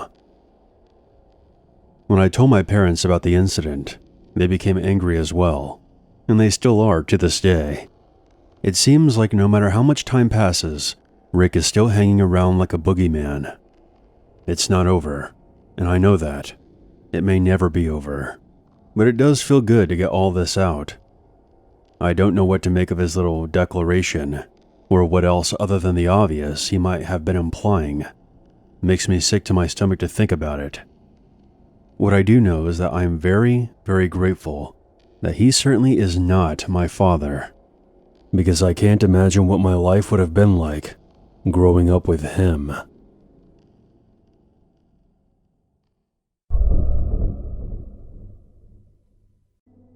This happened to me over 2 decades ago, during my first year in radio at Clear Channel, Shreveport in Louisiana. I was in my early 20s working part-time as a board operator and promotions assistant for several stations in our building, as well as doing overnights on the weekends as a disc jockey for the radio station, Rock 99, which is also known as 99X KTUX-FM. One of the annual events that our cluster of stations would participate in was the Fortilla at Cross Lake. In the early summer of 2002, our rock station had an on-air sponsorship deal with a local boat dealership, which allowed us to borrow 2 of their boats, a party barge and a motor-powered bass boat, which would be used during this event. It was a near-perfect Saturday to be on the water. The sun was out, and it was also fairly windy. The boats were floating and zooming all over Cross Lake that day. This, combined with the wind, led to there being more wave activity on the lake than usual. Around a half a dozen of us were on the party barge, with at least 2 others riding around on the bass boat. One of the DJ's wives in attendance was wearing a brown straw hat to protect herself from the sun. While the party barge was in the middle of the lake, a gust of wind caught her hat and tossed it into the water. We stopped the barge and attempted to retrieve the hat, but it was too far away for any of us to reach. In the spur of the moment, I made a decision that would nearly result in me becoming a permanent resident of Cross Lake. Without giving it a second thought, I took off my shirt, removed my shoes, and dove into the water without wearing a life jacket.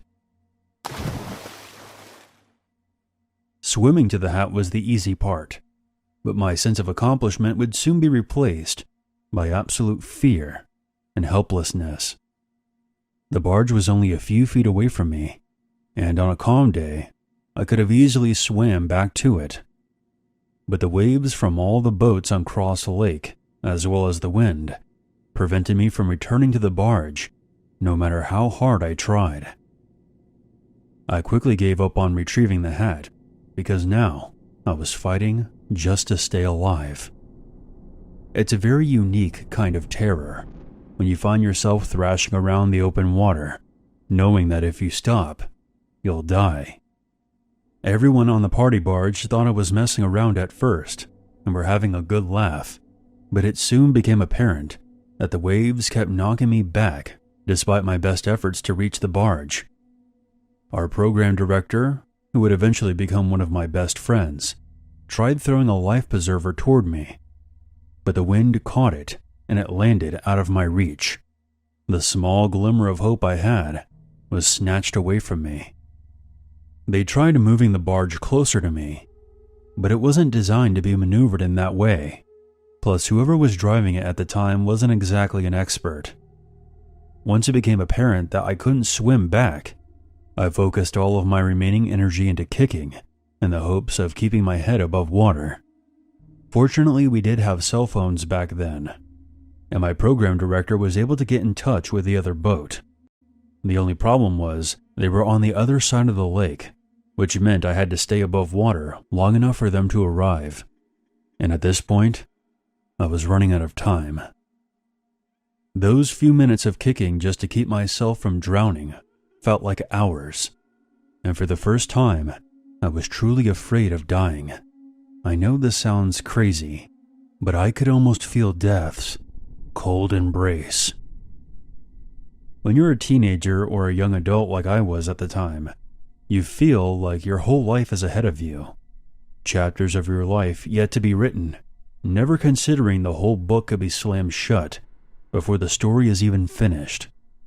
Over a straw hat of all things. The bass boat finally arrived before I lost all the strength in my body. The driver of the boat was another DJ who managed to pull me out of the water. Laying on the floor of that boat, with the sun on my face, was an amazing feeling. I was wet, tired, and my entire body was sore. I had barely survived this ordeal and was now a much wiser man. Nothing makes you feel more grateful to be alive than a near-death experience.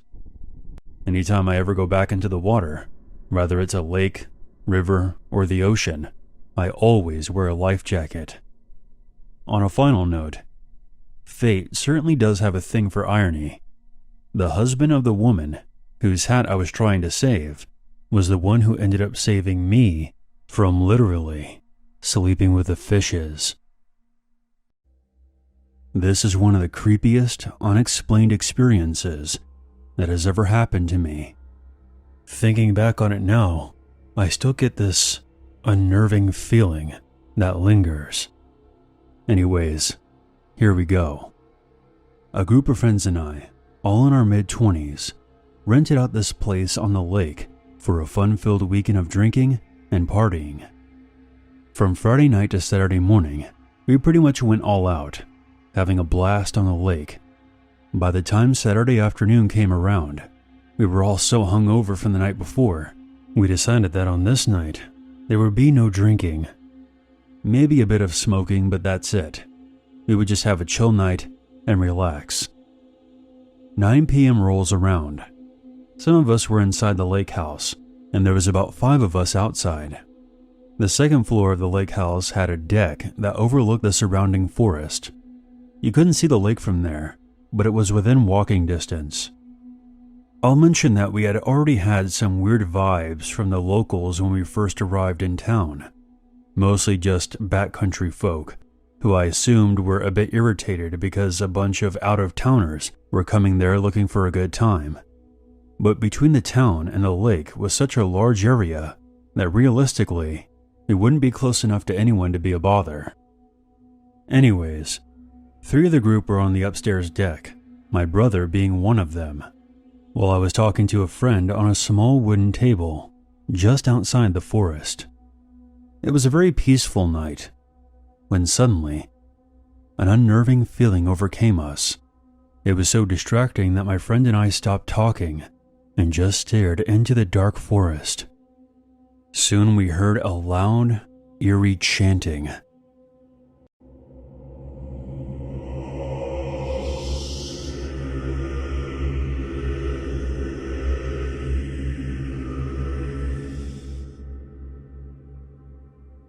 I have no idea how far away it was, but it sounded like the chanting was being carried through the forest. All the voices were male. They were loud and perfectly in sync. We were both frozen for at least 20 seconds before I could no longer contain myself and got up and darted toward the house, with my friend following me. I don't know how to explain the feeling that came with the chanting, but it felt almost evil. I was shaking by the time we got up to the second-story deck and joined the others. By the time we got there, the chanting had ceased. "Did you guys hear that?" Before anyone could even respond, the chanting began again.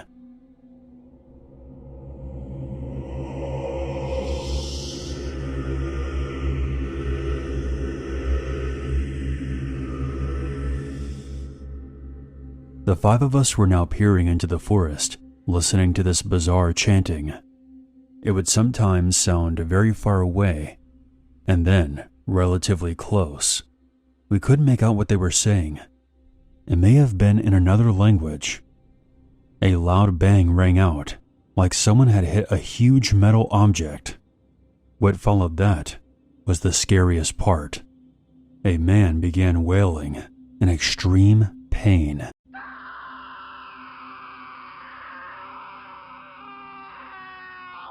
All of my hair was now standing up. It was the most vomit-inducing thing I've heard. My brother and I were now staring at each other in a mixture of astonishment and disgust. The wailing stopped, and the chanting began again.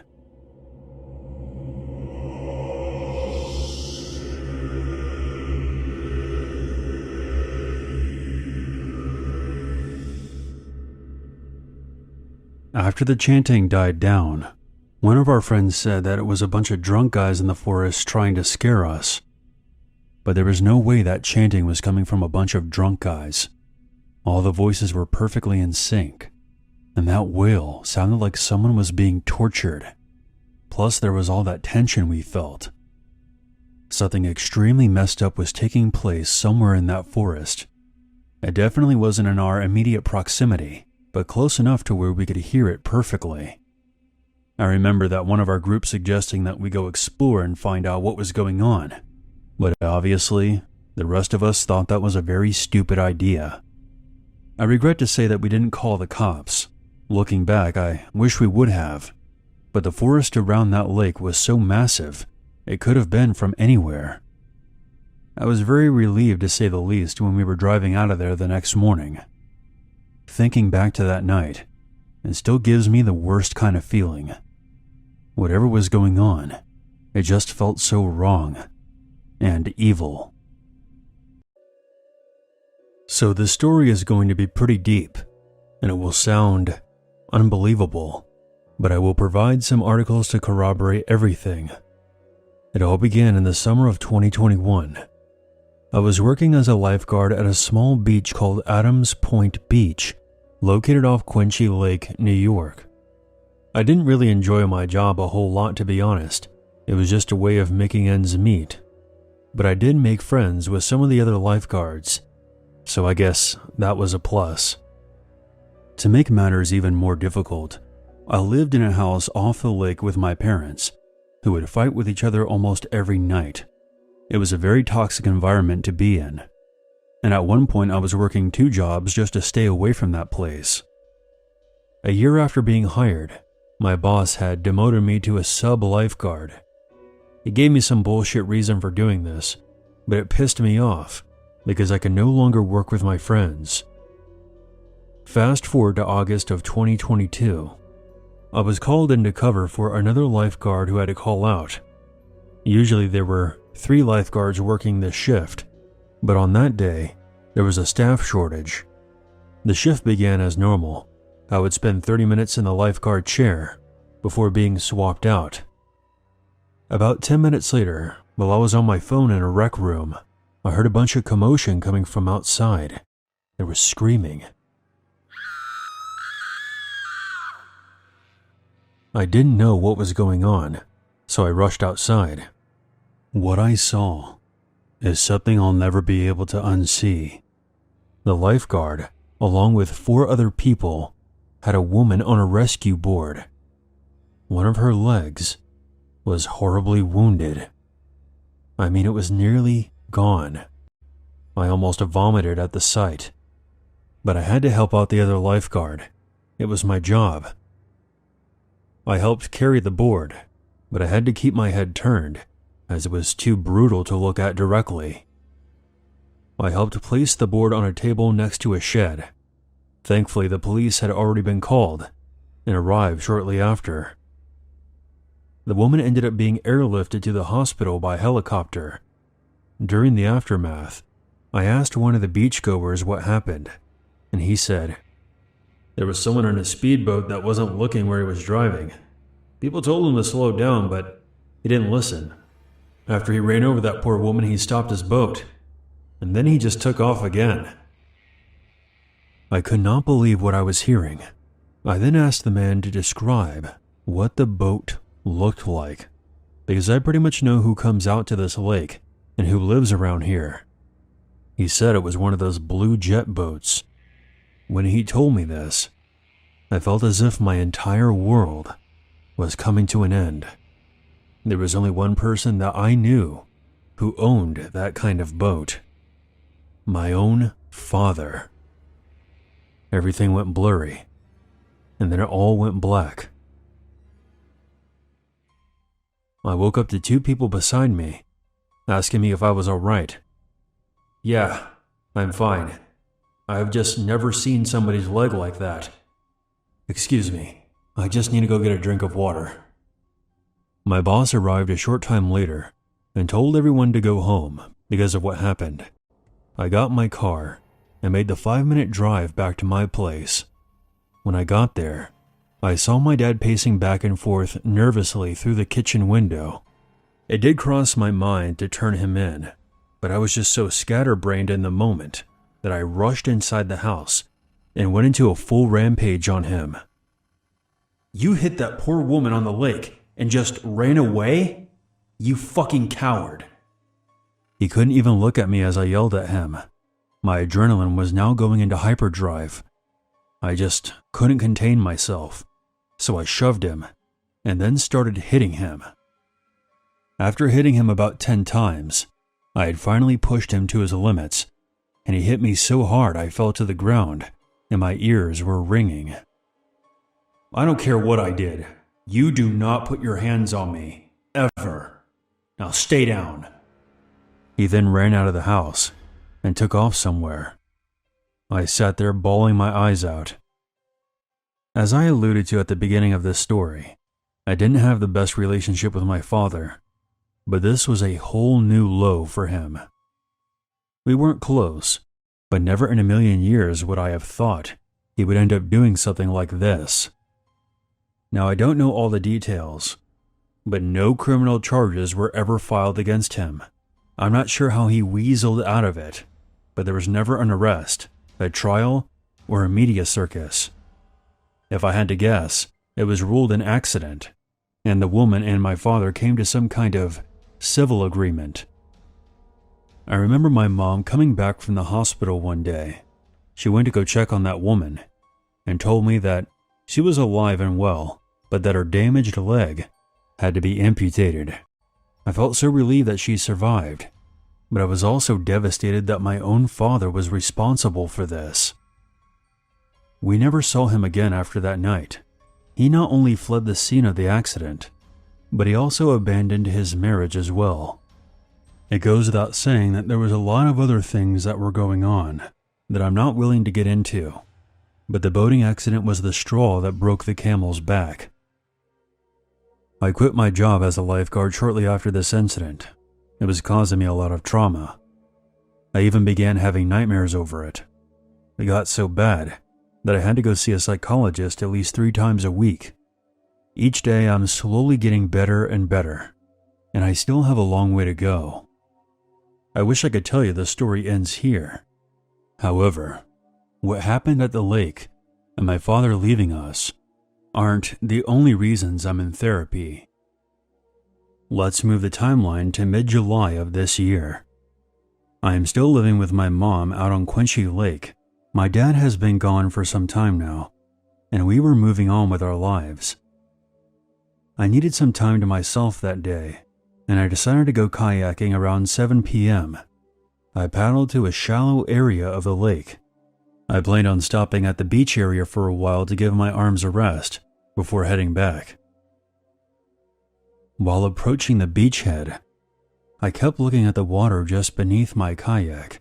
Something was off. It was getting dark out by this point. I had a mounted light on the kayak, but since I knew the way by heart, I didn't want to waste the battery on it just yet. My paddle then hit something in the water. At first, I thought it was a rock, which I thought was very strange, because I knew this area of the lake very well, and I wasn't anywhere near where the rocks usually were. So I pulled out my flashlight, turned it on, and looked. I shit you not. I saw the body of an old woman floating in the water. I let out the most ear-piercing shriek you've ever heard in your life. I quickly paddled out of there, reaching the shore a short time later. After pulling my kayak to shore, I ran to the grass area and threw up about 5 times. Luckily, I had my cell phone on me, so I immediately called 911. About 7 cop cars showed up 10 minutes later. The body was of a 71-year-old woman from New Lebanon. They estimated that she had been out there for about 4 hours before I discovered her.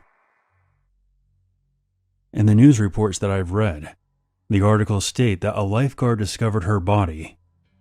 I never spoke to a reporter after giving my statement to the police, but I assume they're referring to me. But I was no longer a lifeguard at that point. It's been a rough few years for me. I was hoping after the pandemic our family could turn things around, but between the boating accident, my father leaving, and the dead woman in the lake, I'd say things aren't going too well. My mother and I still live in the same house on Quincy Lake, but I'm hoping that someday the both of us can move on and leave all these horrible memories behind. I grew up in a small coal town in the Appalachian Mountains. It was a wonderful place for an outdoorsy kid like myself. We had no immediate neighbors and acres of forest to play in. Above our house was a ridge that ran along the border of a state park, but all the trails and public areas were far in the valley below, separated by a thick forest, and there was plenty of no trespassing signs, so it was rare to have hikers crossing into our land. From our house, there was a dirt road that wound up the mountainside to the top of the ridge, where there stood the remains of a burnt-down cabin. From there, you could follow that ridge to a flat area popular with the local hunters, my dad and a few of his friends. One of them posted a trail cam during the off-season to monitor the wildlife. We had coyotes, the occasional bear, mountain lions that the DEP still refused to acknowledge, bobcats, and a lot of deer. Continuing up that ridge, you would get to a clearing that had lots of flat boulders and a giant electrical tower that was fun to climb on. I would venture up there every so often with our family's black lab, Felicia, and spend hours reading, climbing, and generally enjoying the outdoors. One early fall day when I was around 13, I headed up there with a backpack full of snacks and a book. I had taken care to avoid the trail cam, as it was one of those old film ones, and I had gotten into trouble before for inadvertently filling the entire rolls of film goofing off around that area. I reached my favorite rock at the edge of the clearing, near the power lines, and had just settled down to read, when Felicia began barking and growling, rather aggressively.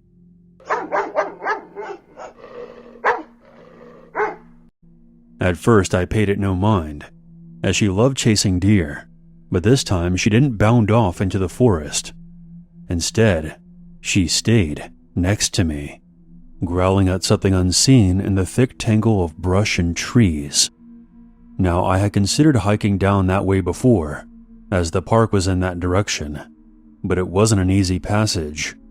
The area had been cleared years before to install the electrical tower. Once construction was complete, a thick mass of briars and weeds cropped up. The rocks that made for great climbing to the top of the ridge became difficult obstacles on the steep slopes below. Not to mention there was a much easier access closer to the park's entrance. This way brought you down to an undeveloped area at the very back of the campgrounds that wasn't easily accessible to cars or hikers. So I was taken off guard to see someone fighting his way through the brush from that direction.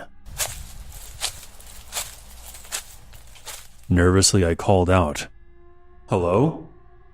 and gripped Felicia's collar. She had a tendency to jump on people when she got excited, and I didn't want her to cause him to tumble down the mountain. I overheard my parents arguing about lawsuits when she barreled into a jogger on the trail. The man looked up and smiled at me, and extracted himself from the thorns and made his way up the hill to the base of my rock. I don't know if it was Felicia's reaction to him, or the rather remote and impassable way he had come from, but his presence made me feel uneasy. He was probably in his mid to late 20s, average height and build, rather unremarkable looking.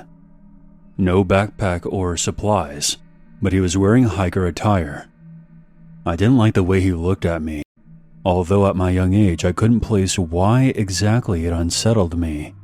But now as a grown woman, I can look back and realize that he was sizing me up. From his smile, he seemed to be pleased at what he saw. "Hi there. Where did you come from?" He had no trace of an accent, which struck me as odd. Our area has a pretty strong regional accent, and we don't get a lot of outsiders. "I live just down the hill. I was hiking with my dog." "Oh, she seems like a nice dog," he told me, with no trace of irony. Felicia was snarling at him, but he seemed unconcerned. "You should have a leash on her, though. Wouldn't want to get into trouble with the park. We put a leash on her when we're down in the park. This part is our property." There was no reaction from him learning that he was essentially trespassing. "Still, you're so close. You don't know who might come this way." "No one from the park comes here," I told him. I was being a bit rude, but I was annoyed at some stranger telling me what to do with my dog on my property. "I'm from the park.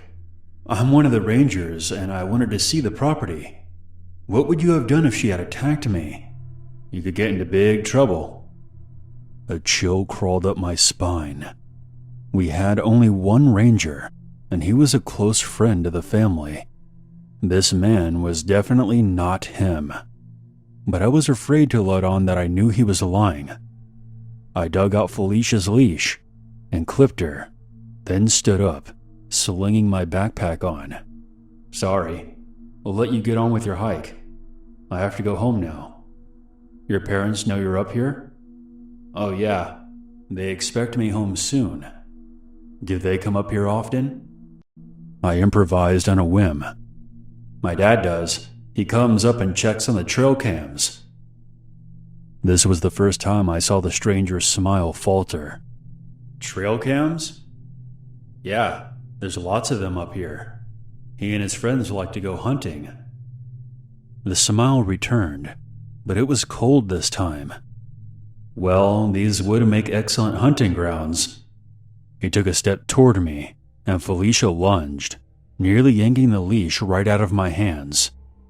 I managed to haul her back in time to keep her from tearing this man's smile right off of his face, but he didn't so much as flinch. "You should head back now. Keep a tight hold on that leash. Maybe I'll see you up here again sometime." "Yeah, maybe," I said, secretly thinking to myself that I'd never step foot into the woods again. "Well, bye now." I quickly dragged Felicia away, looking back over my shoulder every now and then. He remained motionless in the spot where I had left him, staring at me with that same fucking smile. Once he was out of sight, I picked up the pace. Felicia kept growling over her shoulder, and occasionally, I would hear branches snapping behind me. I saw no sign of anyone following. I cut straight across the clearing with the trail cam, not bothering to avoid it in my rush to get away from the stranger. Once we hit the road that led home, I unclipped Felicia from her leash and broke into a jog. She remained by my side until I got back home. I didn't mention the strange man to my parents at first. They were weary about me hiking alone, and I didn't want them to forbid it. Furthermore, by the time I had gotten back, I had convinced myself that I was overreacting about the whole thing. He was probably just some hiker, and made up a story about him being a ranger to fuck with me, since I was giving him an attitude. Still, I didn't hike back up to that ridge that week, and instead snuck into the woods below my house. At the end of the week, I came home from school to a pissed-off dad, demanding to know if I had messed with the trail cam. One of his friends had come up to collect the film and discovered that the cam had been switched off, with only a few frames taken. At first, I was only concerned with getting into trouble and desperately proclaimed my innocence. I then remembered the stranger. After telling my dad about him, he called the park ranger to ask if they had somebody new on board that we didn't know about. The ranger said no, but after hearing my story, He told my dad the campground attendant had caught someone overnighting in an unauthorized area back in the campgrounds the previous weekend. He had assumed the guy was just trying to get out of paying for a camping fee. He was described as a younger man, average-looking, very friendly, and apologized for what he said was a mistake, and took off. Shortly afterward, we heard from my dad's friend about the trail cam. He had gotten the role developed, and even though there was only a few frames, the last one was of me and Felicia cutting across the clearing. I thank God that I had told the stranger that there were multiple cams.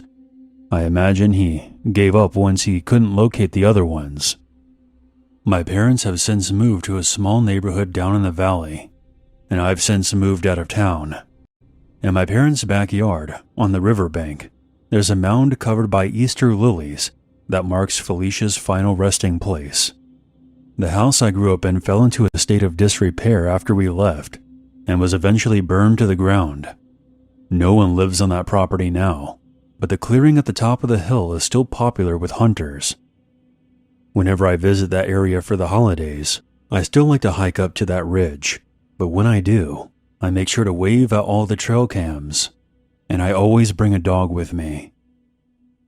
Between 8th to 10th grade, I was deeply involved in a small Minecraft building server. The average age of the players was probably 15 to 17 years old, and we Skyped almost every day for hours. We quickly grew close and would follow each other on other social media platforms. I became really close with one member in particular. His name was Peter. He was in the same grade as me, and I heard rumors that he might have had a crush on me. Rumors that he denied.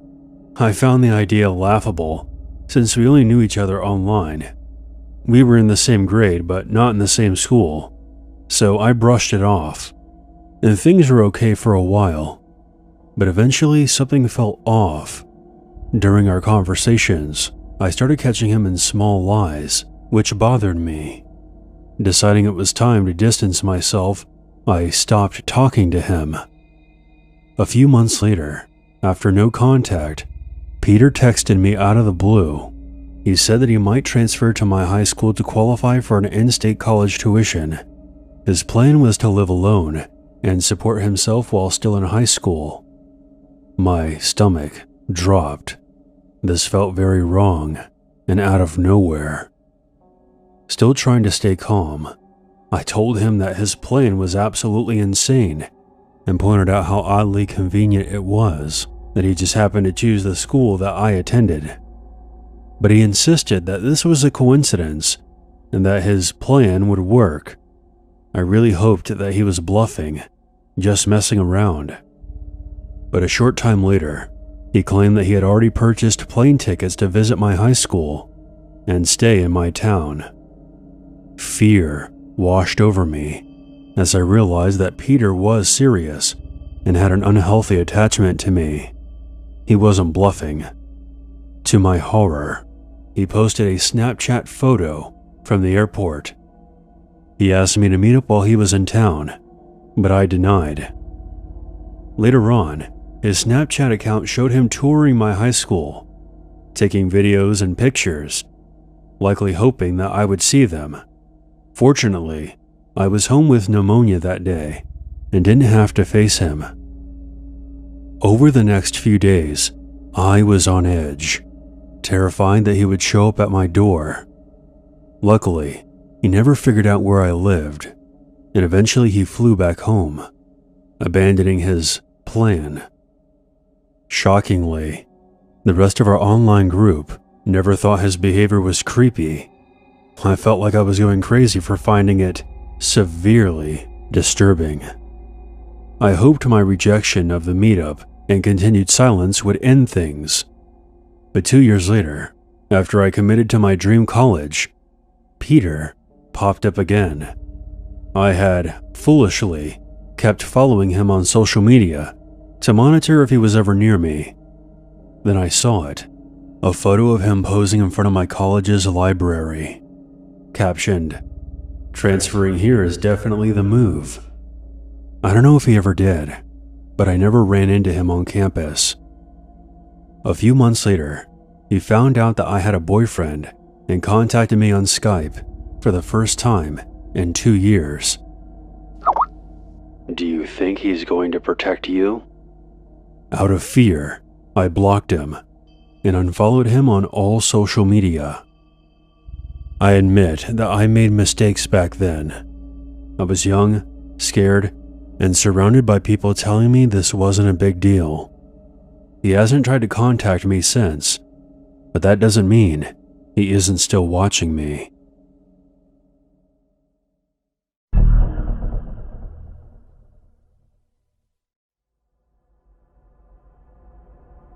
Over the weekend, I checked my Skype account for the first time in months.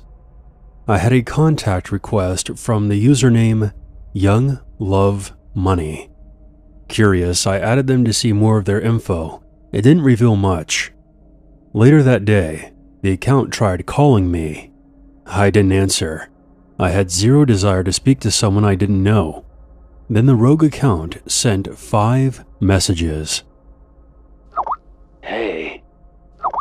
How are you? You there? What's up? Hello? Another call came through, then another, and another. The account kept changing its username as well. The calls came every 5 minutes or so. Soon, the messages turned angry and sexual. What the fuck? How come you're not answering? I can't stop thinking about how I'm gonna fuck you. I want you to see what it looks like. There was more, but you get the idea. I blocked the user, but the calls and messages persisted from other accounts. I just ended up logging off my computer. My boyfriend was coming over that night, and I would deal with this later. Later on, my boyfriend and I went to my father's house to watch a football game with him and some other family members. He and my mother had split up some time ago. He now lives with my brother, his current wife, and her son. While I was there, I was now receiving nasty text messages on my phone. On the drive over, I had told my boyfriend what was going on with my Skype account, and I was now getting the same kind of messages on my phone. He suggested I call a number to see who picked up. I did. And here's where things get a bit fucked. My stepbrother's Skype started ringing.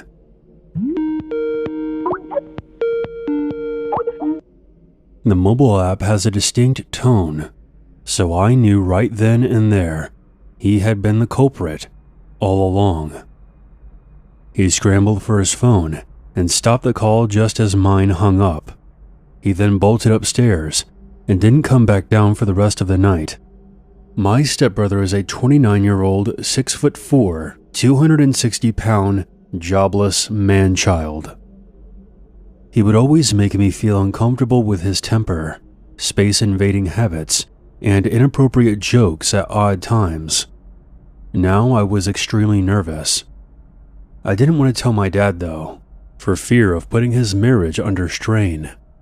Plus, I kinda knew his mom would side with her son anyway, and act like he had done nothing wrong.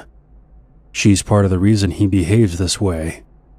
My real brother, who also lives there, has had some issues with him as well. But nothing ever gets done about it. My stepmother just laughs and says, "Oh, he's just giving you a hard time." Of course, my father is next to useless when it comes to this situation, which is super painful because my brother and I genuinely care about him a lot. My stepmother claims that her son has emotional issues and can't work because of his condition. I guess we're going to have to add only child syndrome to the DSM-5. Imagine being married to a woman who has a 29-year-old son who throws temper tantrums until he gets his way, and she always brushes it off like it's nothing. Now, hold on to your pants, because we're not done yet.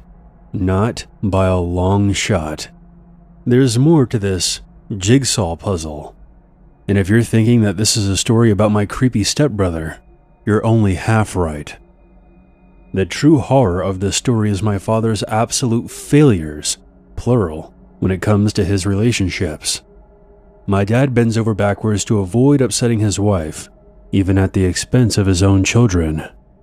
We had major issues with his last wife, the one he married after divorcing my mom. She turned out to be an attractive drug addict and a cheater. There was a time where he stopped seeing me because his wife was jealous of me. If she didn't want him to go somewhere, he would just stay home, and he would be upset with my brother and I if we complained about it in any way, accusing us of trying to wreck his new marriage. Once she was involved in a hit and run and claimed that I had borrowed her car and I was the one who did it. My father backed her up, telling me to stop lying and confess, but the police were able to prove that it was in fact her behind the wheel, not me. So yeah, my father is a bit of a fucking moron, and it took quite some time for our relationship to mend after that. My dad is fine with his current wife's son living there, because he's been sold on this condition from the start. Here is another fun fact. My father and my current stepmom were high school sweethearts once upon a time, and they were actually married before my dad met my mom when they were in their early 20s. Things didn't work out, and they ended up divorcing. 30 years later, they run into each other at a gas station and began dating again. They eventually remarried this past August.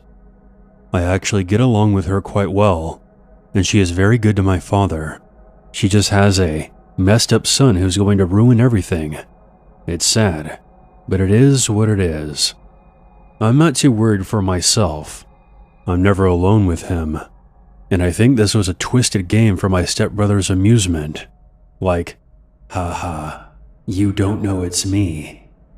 That was the initial plan anyway, until I caught him red-handed. I feel like he was using his Skype account to anonymously confess those things to me, and now I know he has had those thoughts. But I haven't heard from him since. Now whenever I visit my dad, he stays upstairs, never coming down. The holidays are going to be very awkward for us though. I don't want to exchange gifts or even be near my stepbrother at all. I've always found him creepy, but this was a whole new level of insanity.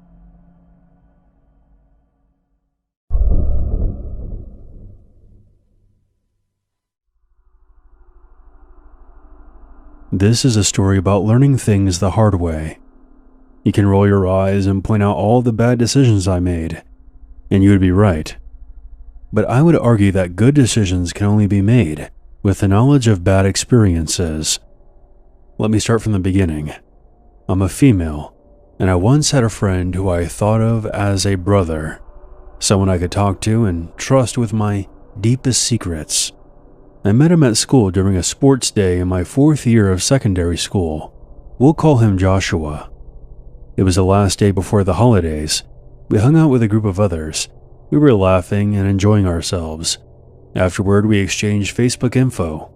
He didn't message me until midway through the holiday break, just saying hi and checking in. I was quite a bit of a loner back then, and I hadn't had a real friend since primary school, so I was flattered. We started talking on a regular basis. Around this time, I was moving houses, and he mentioned that he only lived 10 to 15 minutes away, meaning that we could hang out sometimes. I was excited.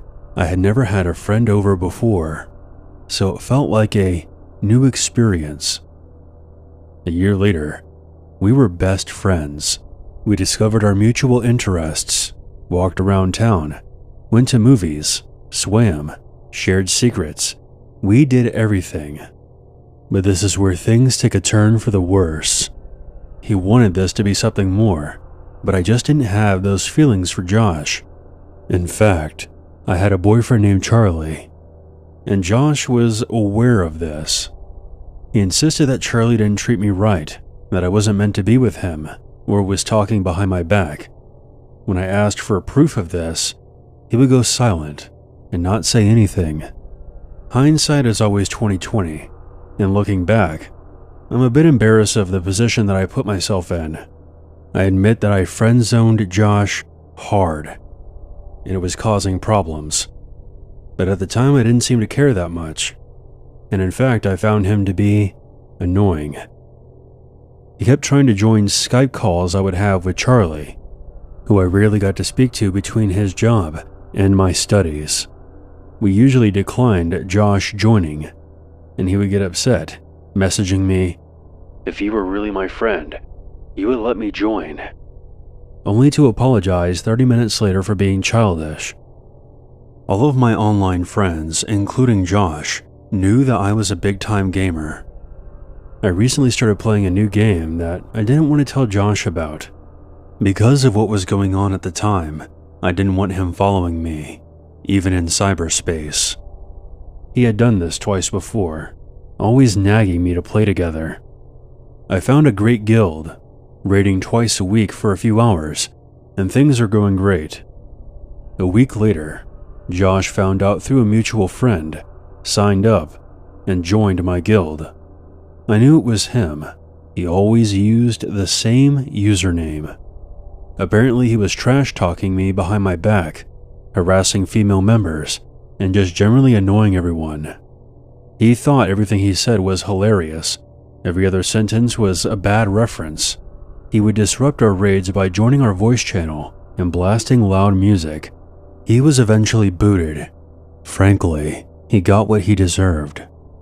After he had been bad-mouthing me behind my back and deciding enough was enough, I called him on Skype and ended our friendship. He didn't take it well. He cursed me out, threatened to leak all my secrets to my friends, and said that he would ruin my life. I hung up, blocked him, and thanked God that he was gone. Or so I thought. I had forgotten that he knew where I lived. I've been avoiding him for a month, prioritizing time with my guild, and just not wanting to deal with him. 3 weeks after cutting him off, I noticed something disturbing. I'm a diagnosed insomniac, and sometimes I gaze at the street lamps outside. That's when I saw Josh standing under the street lamp closest to my house. My room has a balcony outside the window. It's easy to climb, with its ledges and pipes. I've even snuck down that way before. I usually kept my window open because my room is so warm at night. At the time, I didn't have a fan, and the AC unit was broken, but that week had been freezing, so the window was closed. 15 minutes later, I saw him approaching my house and started climbing. I was so grateful that I had closed the window that night. It would have been easy to slip through otherwise. I turned off my monitor and sat there in the dark, shaking, with my teeth chattering, but still trying my best to stay quiet. I couldn't leave my room. The creak of the floorboards would have gave me away, and he could easily hear me from the balcony. I could not scream for help either. My mom was out drinking, and my younger sister was at my grandparents' house. I was alone, and watched in terror as he approached the window. He tried opening the window, but it wouldn't budge from the outside. So he just sat there, staring into my bedroom. It became a waiting game. Minutes felt like hours. I had this awful feeling that if I made any noise, he would leap up and smash his way through. Around 5 a.m., my mom's car pulled into the driveway. Relief washed over me. She actually saw Josh and began yelling at him. I heard him scrambling back down the pipes.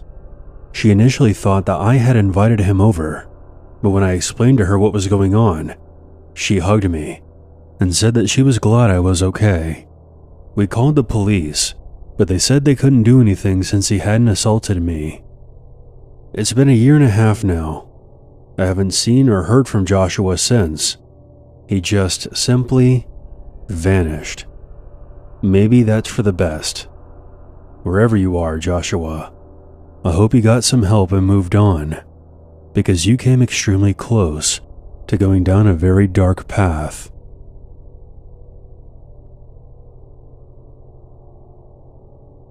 Let me tell you a story.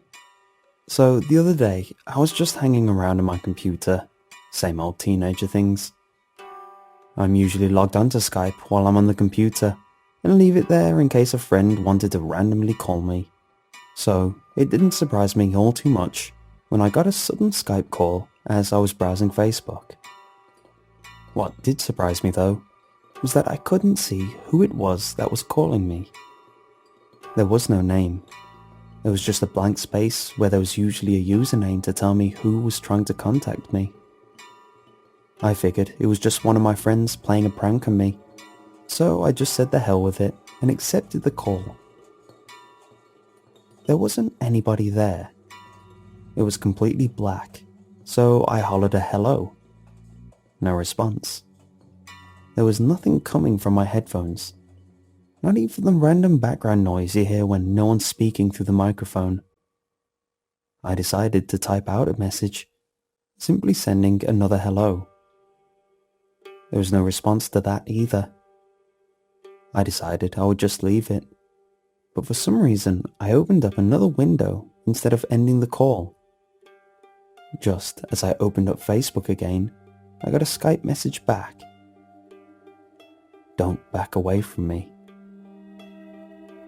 Well, that was pretty creepy, I thought. I decided to message back. Who is this? Suddenly, the sound turned on, and I heard a loud, wheezing laugh. The camera was still black, but then it flickered. I couldn't make out what I saw at all. It was like trying to catch and remember perfectly a single frame during a movie reel with your naked eye. Almost impossible. I figured it had to be one of my friends playing a prank on me. But don't get me wrong, it was working. I was scared witless. This time, I decided to speak fiercely. Are you going to tell me who you are, dick? I heard the wheezing laughter again, but this time, it came from behind me. I was almost sure of it. Not from my headphones. I spun around quickly, but it was far too dark to see anything. With a black screen from my Skype call and a dark wallpaper background, there wasn't enough bright light to see anything around my room. I decided I must be getting paranoid, and it was from my headphones, so I turned back around to the computer screen. I saw a small, dim light on the Skype video call. It seemed to be getting bigger and bigger. I shivered as I moved my head forward to get a closer look and saw a person's head move over the dim light of the screen. That was my head.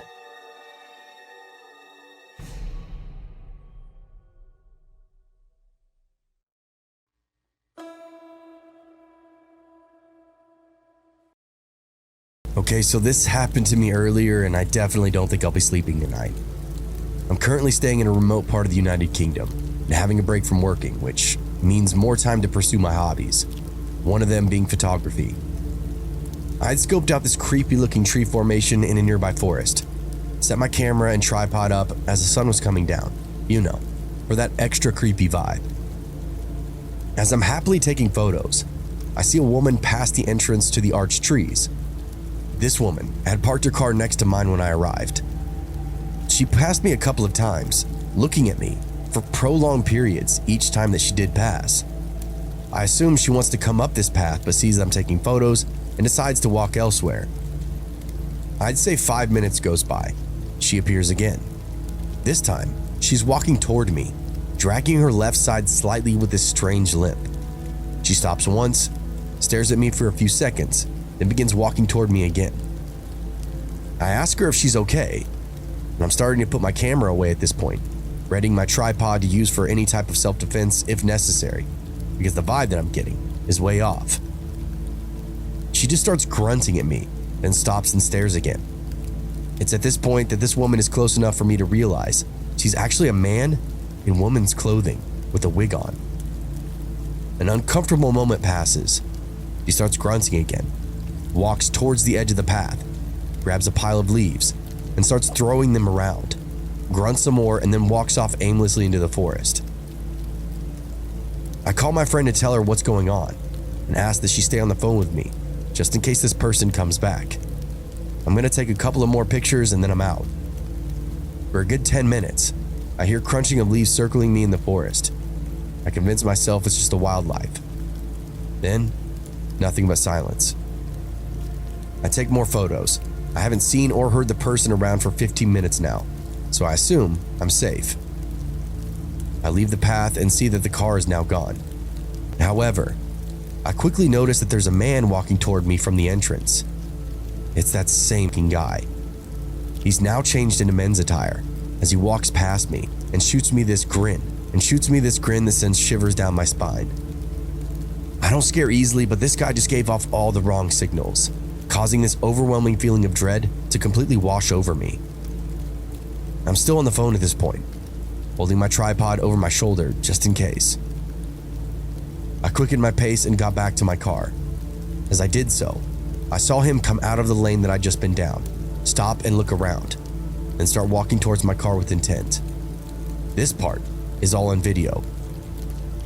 I video for a while, then haul the fuck out of there, driving past his car that he just moved down the road, thinking, what in the gray beard just happened? Limping, leaf-throwing forest stalker. I hope I never see you again. Hello everyone. I'm a long-time listener and a first-time submitter. I've got a story that I think you'll find interesting. It's about my time working the graveyard shift at a 24-hour gas station. I'm honestly surprised there aren't more stories submitted by folks that have worked this shift. Every one of my coworkers, or even just random people that I've swapped stories with, they all have seen or directly experienced some seriously bizarre stuff. Every single one of them. So as a shout out to other fellow veterans of the convenience store third shift, I want to hear your crazy and unbelievable experiences as well. I was fresh out of college when I got to the gig. Jobs were pretty scarce. When I saw the help wanted sign in the window at one of the local gas stations, I didn't hesitate. I didn't even know what the pay was. At the time, minimum wage was probably around $7.25, something like that. It didn't matter though. I needed the money coming in, or I was gonna lose my apartment and pretty much everything else that I had in my life. I was driving around without car insurance at the time because I was that broke. I got hired pretty much on the spot and started that weekend. The job was simple enough. Keep the place clean, stock the shelves, ring up purchases. Everything that you see clerks doing. Sometimes there were pretty obvious boring spells. I'd go outside and take out the trash, reline them, and even sweep up the parking lot. Anything to keep busy as everything is on camera inside that convenience store. It's pretty low energy, easy enough to get through. The hours were brutal. From 11 p.m. to 7 a.m., I was the only employee in the store. Sometimes there would be another coworker for a couple of hours, especially if it was a busy night or if inventory desperately needed to be done. This little reprieve was rare, but always welcome, as the only other company were the customers, and you never knew what you were going to get. The gas station was located on the outskirts of town. We got all sorts of characters coming and going. There were the truckers, bleary-eyed and haggard, looking for a hot cup of coffee and a pack of smokes. There were the late-night partiers, their laughter echoing throughout the store as they stocked up on snacks. And then there were the others, the ones who made your skin crawl, the ones who looked like they were running from something, or maybe to something. They were typical junkies, tweakers, homeless people of various shades. Sometimes really strung out people would come in, clearly agitated and just looking for trouble. I'd ask them to leave immediately or I'd call the police. 9 times out of 10 this would work. They would take their crazy drug-fueled trauma back outside where it belonged. Every now and again though, you'd have someone slip in and go to the bathroom, only to never come out. And I can't tell you how many burnouts I would have getting blasted in the bathroom, only to nod off or keep using and completely lose track of time. My only option for these folks was to knock until they opened up again. I have to tell them I'm calling the police, as I have to assume they've OD'd in there. This is a real life thing that happens. It's why sometimes you'll find blue lights in bathrooms, so some people can't find a vein. It's a sad fact of reality nowadays. The nights were long, and they oscillated between mind-numbing boredom and spikes of anxiety. I remember one night though, a man came in, his eyes darting around nervously. He was twitchy and kept one hand in a pocket out of his hoodie the entire time. I rang up his purchases, my heart pounding in my chest, but I was relieved when he left without incident, at least until he came back. He slipped through the door about 40 minutes later, perused the exact same aisles that he had before. This time he looked even more nervous. I mean, really bugging out. I suspect he had a plan earlier, but wasn't quite high enough to go through with it. So he went and got jacked up, and now he was back. "Hey man, you already bought all that stuff," I said to him. "You don't look good either. I'm about to hit the call button. The cops will be here in 3 minutes." It was a stone cold bluff, probably more like 10 or more, but this clown didn't know that. I watched as his eyes peeled wide and he started stepping towards the door. "Wasn't gonna do nothing," he explained. I could smell the alcohol wafting off of him now. Earlier he just smelled bad, like BO. I made a motion towards the button underneath the counter, and the guy bolted towards the door. It was a bit of a confidence booster, honestly. And work was more or less stressful after that night. I would just start checking some of these folks at the door, especially if I could tell they weren't going to buy anything. I know it sounds weird, but sometimes with these people, it's very, very obvious. But the night that really stands out, the night that still gives me nightmares to this day, was the night of the robbery. It was around 3 a.m.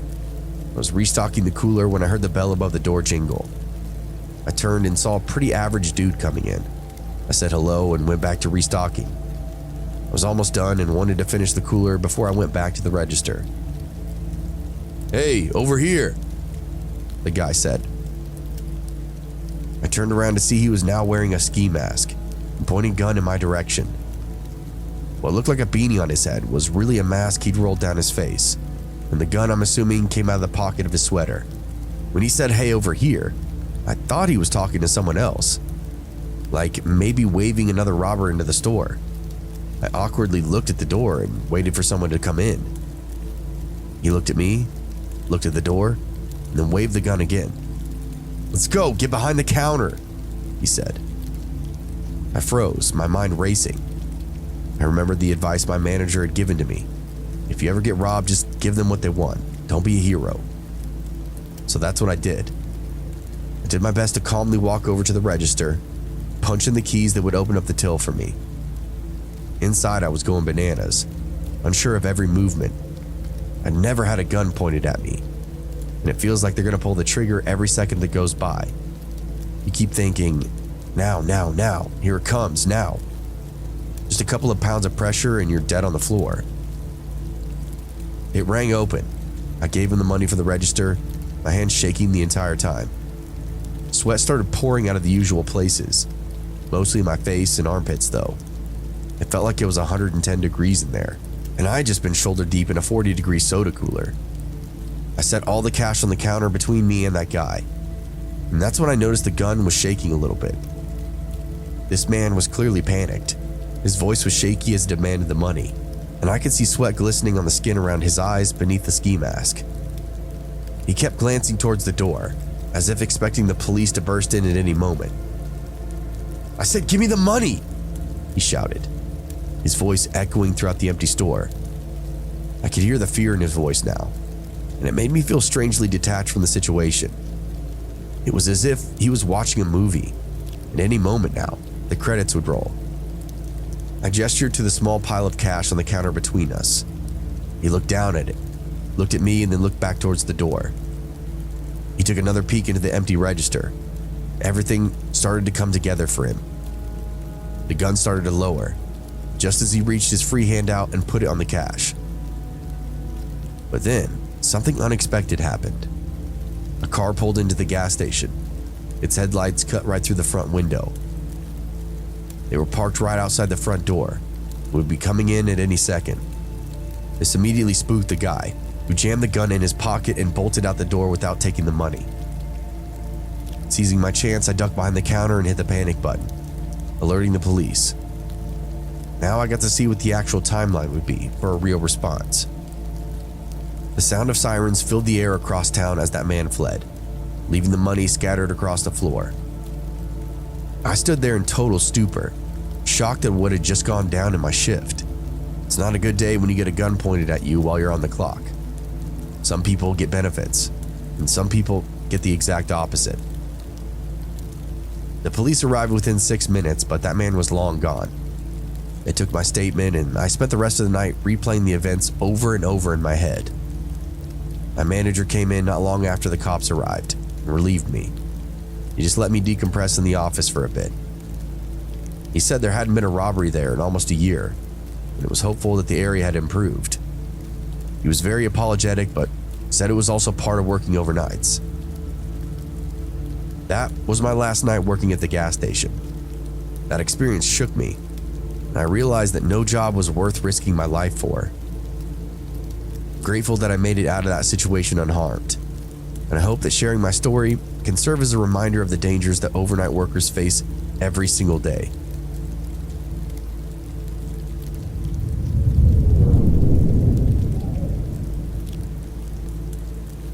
I'm a 22-year-old female, and I grew up in this small, reserved community in Lake George, New York. I live with 3 siblings and my parents. Me being from New York State, I never really visited the city much. I went maybe twice as a kid, but I never really remembered much of my visits. When I graduated high school, me and my best friend, whom I'm now living with, thought it would be fun to take a small road trip down to New York City. It was just the 2 of us. We stayed for a weekend and had this really amazing time. It seemed more magical going to the city this time around than it did many years ago. I absolutely fell in love with the city life and wanted more than anything just to live there. I work real estate. It's not something I want to do or even thought I would do for a career, but me being 18 and money hungry, I thought I should just go for it and take that 77-hour class. I ended up getting my real estate license at 19, and I made pretty good money off doing it. After saving up, I decided to move to New York City. It was the best decision that I could possibly have ever made. I was pursuing my real estate career down there and was renting out and selling properties like crazy. I lived alone, while my family and best friend were still upstate. It didn't really take long though before I adapted to living alone. I've always been super independent anyway. One day, I get home around 6 p.m. and was thinking about making myself some dinner because I went grocery shopping the night before. When I get all my groceries out to cook, I noticed there was a few things missing. I didn't think much of it as I blamed myself for probably forgetting something or using it already without even realizing it. I shrug it off and make dinner with the things that I had, as in I didn't really feel like going back to the store on that night. While I was winding down for bed later, I heard noises coming from inside my walls. I'm not sure what prompted me to think this, but I just thought that maybe it was mice or maybe rats. I'm not a very skeptical person, so I kind of forgot about it and said I'd take care of it the next day. Over the next few days though, things began getting weirder. Plastic water bottles from the case would randomly disappear. I noticed that my hygiene products were getting low very quickly. Food was still going missing. I started to get worried after this. I wanted to set up some cameras in my apartment to maybe catch what the problem was, but part of me didn't really want to know the answer to that. I couldn't sleep the next couple of nights. I kept hearing those god-awful scratching noises coming from inside my walls, and banging started occurring on the floor. I even swore up and down that I woke up to doors opening and closing one night. The sounds occurred at nighttime, not so much in the morning. Me being gone working during the day, I had no idea what could have gone on. But however, on this particular morning, it was early, maybe 5 a.m. It was still dark outside, and I heard noises again. I grabbed my phone and put 911 in the keypad, just in case, but didn't dial it yet. I started looking in all the rooms of my apartment. While looking, I heard this huge bang, and then didn't hesitate to call the police. Not long after that they arrived. I told them what had been happening, and they began searching for themselves. One of the officers called to the other side of the guest room.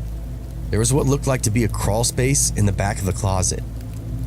One of the officers moved the board that was covering the entrance to the space and shone his flashlight inside. To my absolute shock and horror, the officer pulled out this scrawny, middle-aged white man out of that room. He looked absolutely cracked out. I had no idea how he could have even gotten there. The officer who found him put him in cuffs, while the other officer searched the room. He found drug paraphernalia, food wrappers, and weapons, such as a semi-automatic pistol and several other pocket knives, as well as some knives from my kitchen, not to mention a ton of my personal belongings. The officers said from their observation, it looked like the man had been living in that space for almost a week. If I didn't call the police that morning, I might have wound up dead. From that day on, I moved and promised myself I would never live alone again. Well, at least with an unwanted guest.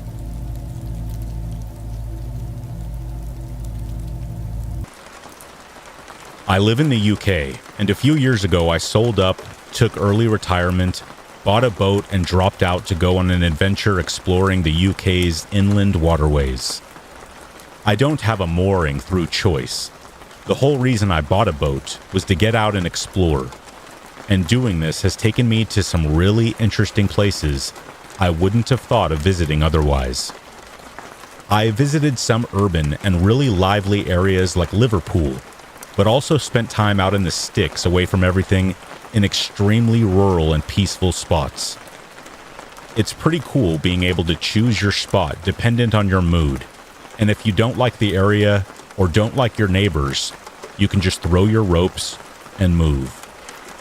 In the UK, the waterways license enables you to boat without having to take a formal marina berth, provided you genuinely keep moving, with most mooring spots being free up to 14 days before you have to move.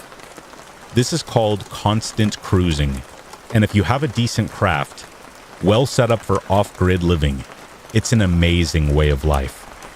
Many people choose this way if they're not tied by their jobs or on an adventure like me.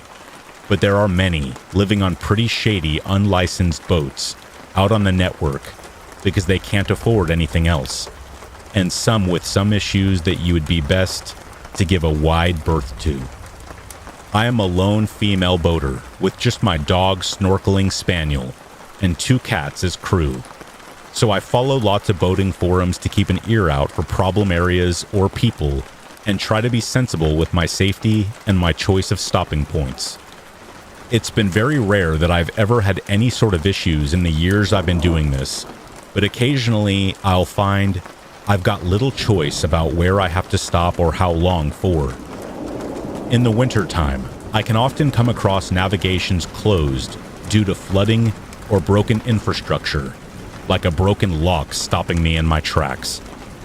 In summer, it's not unheard of for a canal to run out of water, and find myself unable to move until the level rises again. As I'm writing this, I'm stranded on a quarter-mile stretch of canal with river navigations at either end, closed due to flooding, and I've been stuck here for 2 months now. My cats like to go out, so I always try to moor away from roads and seek out spots where the cats would have an escape route from any pursuing dog, like a thick hedge or a fenced-off area of some kind. So I chose a spot right up at the end of this canal, alongside a derelict industrial area. There's a couple of gaps in the steel fencing a person can get through, and after checking it out to make sure it's reasonably safe, and finding mostly just piles of bricks and unusable but deteriorated roadway left, I've been in there regularly walking the dog, with the cats even trotting behind. Only once have I ever seen anyone else in there, and that was just another lady with her dog. My cats have discovered there's mice in there, and they're having way too much fun to come home as often as they usually do, so it's become a nightly ritual to have to go in with my head torch and dog and retrieve them before bed.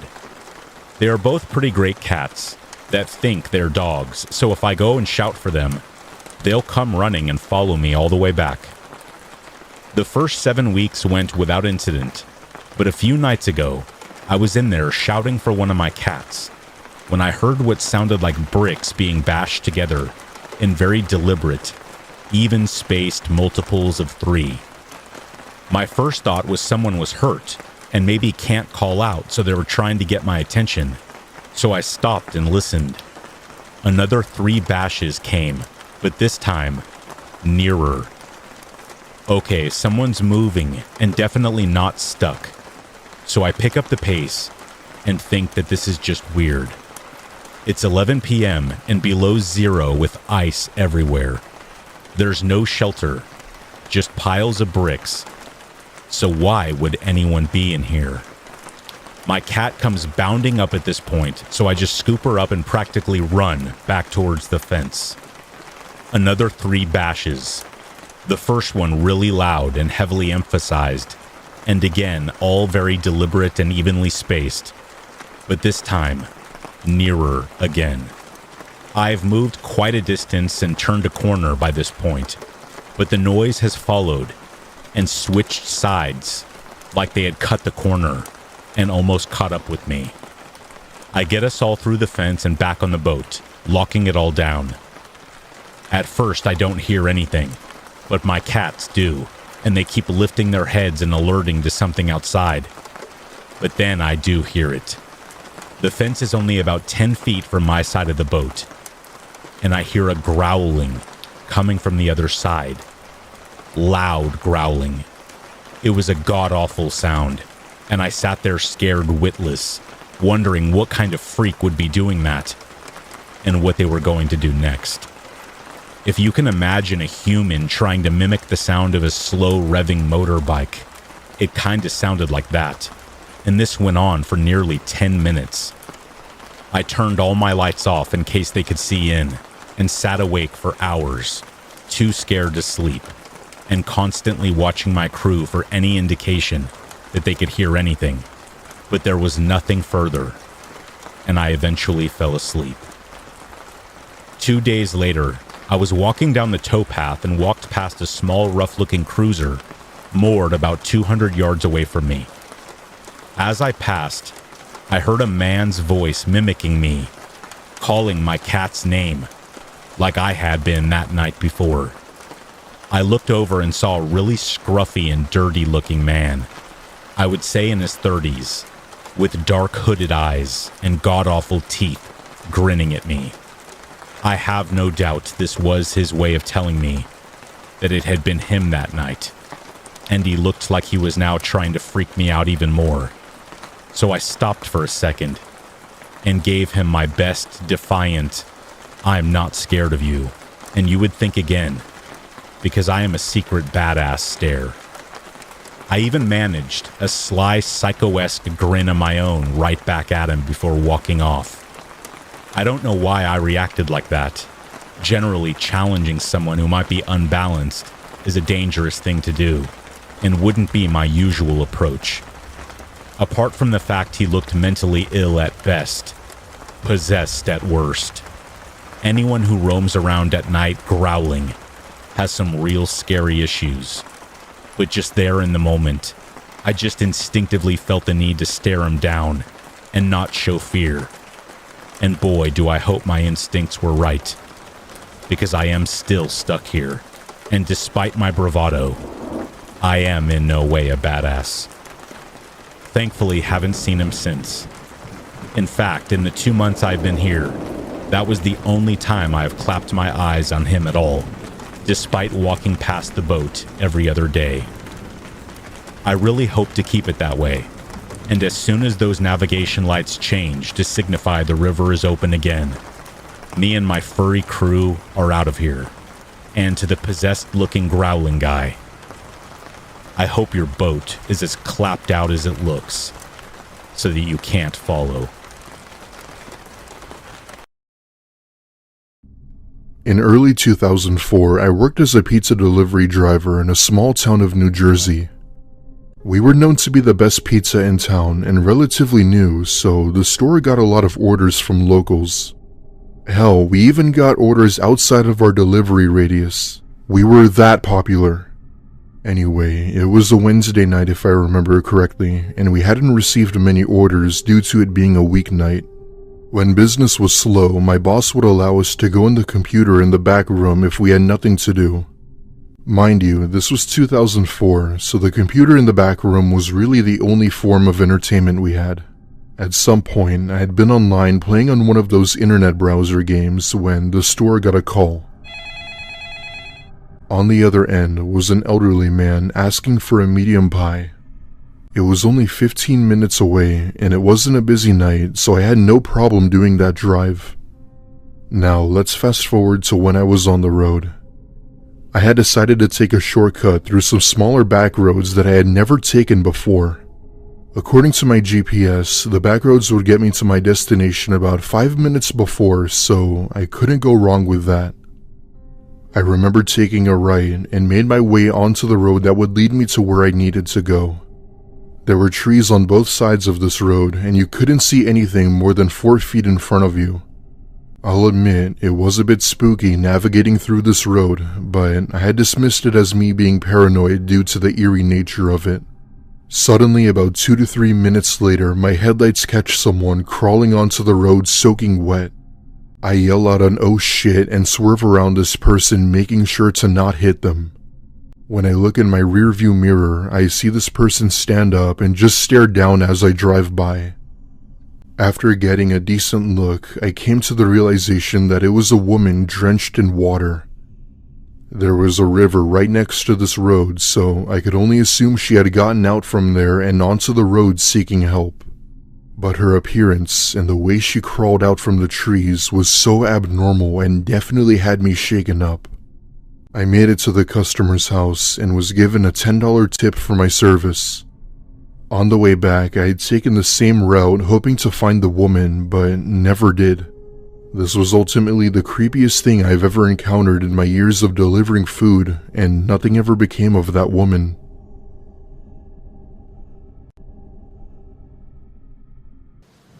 Austin was a college student who worked at a small local pizza place and got delivery right before closing. When he took down their address, he saw it was a bad area of town and thought to himself jokingly, "I'm probably going to get robbed." The order was less than $20, but they asked if he could give change for $100, and he said no. Well, I'm probably definitely getting robbed, he thought, still joking to himself.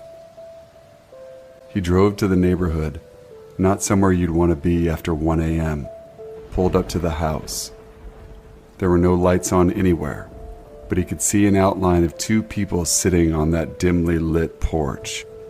Oh my God, I might actually get robbed, he kept thinking to himself. He walked up to the dark house and approached the 2 men on the porch to deliver the food.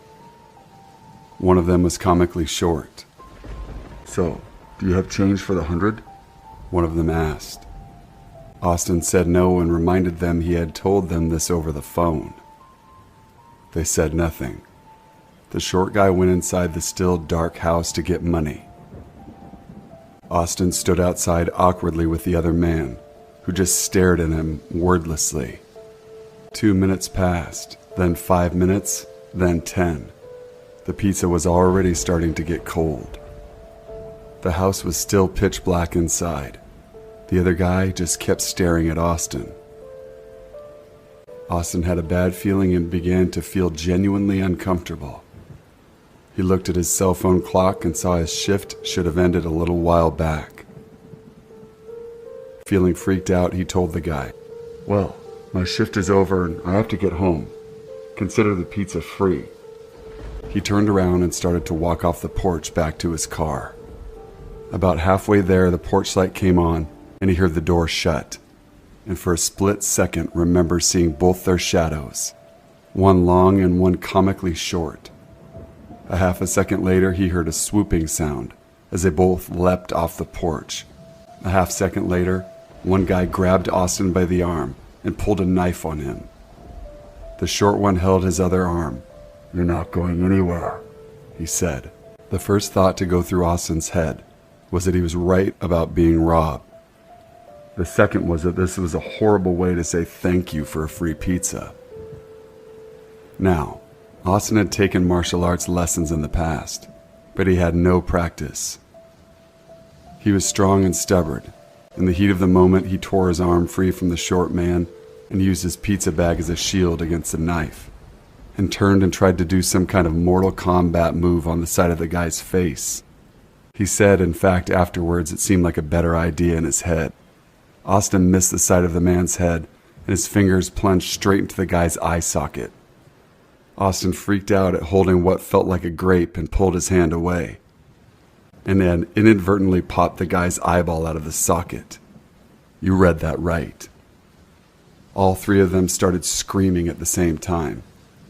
The one guy because his eye just been torn out of its socket, Austin because he realized what he had just done, and the short guy because he had just witnessed the whole thing and ran screaming into the darkness somewhere behind the house. Austin picked up the dropped knife and called 911 while the guy lay writhing on the walkway. Upon telling the operator what had transpired, about 5 police cars showed up. The officers think the situation's hilarious, calling the man on the ground a pirate. They ask Austin to describe the short guy, and he does. And one of them says, "Hang on," and 2 disappear behind the house. 10 minutes later, they come back with them. They all know this man. Evidently, they had been to his house many times before, and he was a repeat offender. Austin went to the police station to give a statement, where several employees in earshot asked him to relay the story again. Austin received a nice raise and worked at the same pizza place until he graduated.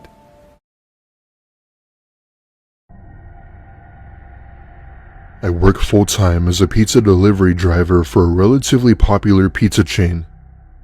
I've done this for almost a year now, as I'm putting what money I made to pay for college. Don't ask me how I can manage both my job and school at the same time because, to tell you the truth, I have no idea. I would work mostly during the week, so I would constantly be doing deliveries left and right. Also, I live in Savannah, Georgia, so I'd pretty much be doing it every second. I had just returned to the restaurant after a good 3 hours of doing deliveries, only to get another one. Thankfully, it wasn't too far of a drive, and it was only 1 pie, so I felt relieved I didn't have to do much. I bring the pizza to the car and input the address into my phone. Out of curiosity, I copy and paste the address into Google Earth just to see what the house was like. For whatever reason, I've always had the habit of doing this, even if it felt stalkerish. The house was this older, rundown 2-storied mansion made of red brick. An absolute dream of a house if it had been maintained better. Right away, I started to get excited as wealthier people tend to tip more than most. I was at the house within about 10 minutes with the pizza still hot so the customer would be satisfied. Let me tell you, you don't understand how many people would complain if their pizza came even slightly cold. I walk up to the house and ring the doorbell, and that's when I hear slow footsteps coming to the door and then stopping. "Delivery for Dan?" I yelled out. There was silence for a good minute, however, I knew someone was behind the door, so they could definitely hear me. Mind you, it's about 40 degrees outside, so the longer I waited, the colder the pizza got. Finally, I heard the door unlock and was greeted to an older woman staring at me. For a second, I thought I had the wrong house, as the person who placed the order was a man. Out of nowhere, she begins to speak, saying that Dan was her son and that he had just left the house and that he'd be back. In the meantime, she had invited me inside, where it was a lot warmer. As much as it felt wrong, it was getting colder by the minute, and I actually accepted. I step inside and realized that it wasn't as warm as she said it was. Maybe a little warm, but definitely not by a landslide. She had offered me something to eat while I waited, but our policy states that we couldn't accept food from customers. I waited in that house, still freezing my ass off for a good 10 minutes before telling her that I'd just leave the pizza here. She gave me a nod and watched me as I proceeded to open the front door. The second I did, I heard the most blood-curdling shriek coming from upstairs that echoed across the house. I look upstairs into the pitch-black darkness and then back at the woman, who then said something that made my blood run cold. "I think it's time for you to leave, hon." However, her sentence is not what scared me the most. It was her tone, the way she said it, almost as if it was a warning to leave now. You bet your life I was out of that house in seconds, not caring about any sort of tip or pay at this point. Fear is not enough to describe what I felt. You had to be there to hear what I heard. It didn't even sound human. I basically floored it down the road, not looking back, while calling my manager about it. I could tell he was in a bitchy mood and just told me to keep delivering orders and not to worry about it. As much as I wanted to call the police, I felt that I could have lost my job had I done so. The rest of my day went by as usual, with only one complaint about the incorrect toppings. Other than that, I made a bag with tips at the end of the day. This was about a week ago, and I still have no idea what made that screaming noise upstairs. I'd like to think that it was some sort of sick joke that was being played, but maybe that's because I'd rather not think of the alternative.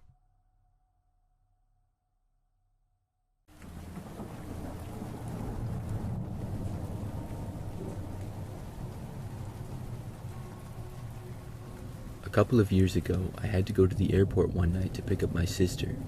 She was flying in from Detroit, and the flight was supposed to land fairly late. I think it was like 10 or 11 p.m. or something like that. However, her flight ended up being a little bit late. I arrived at the airport somewhat early, but my sister wasn't back yet. I went and parked the car in a parking lot and then went inside of the airport. When I got inside, I found the time that my sister's flight was now supposed to land, and I had about 20 more minutes to wait. So I went over and sat down. By now, the airport was very quiet. There were just a few people walking by here and there. As I sat down and waited, I remember that at one point I saw this woman randomly walking up to me.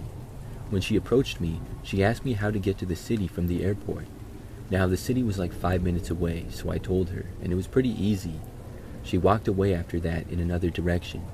But then the woman stopped, sort of near another sitting area, but did not sit down. I wasn't really watching her, and I mostly went on my phone. A while later, though, I looked up to see the woman just staring at me.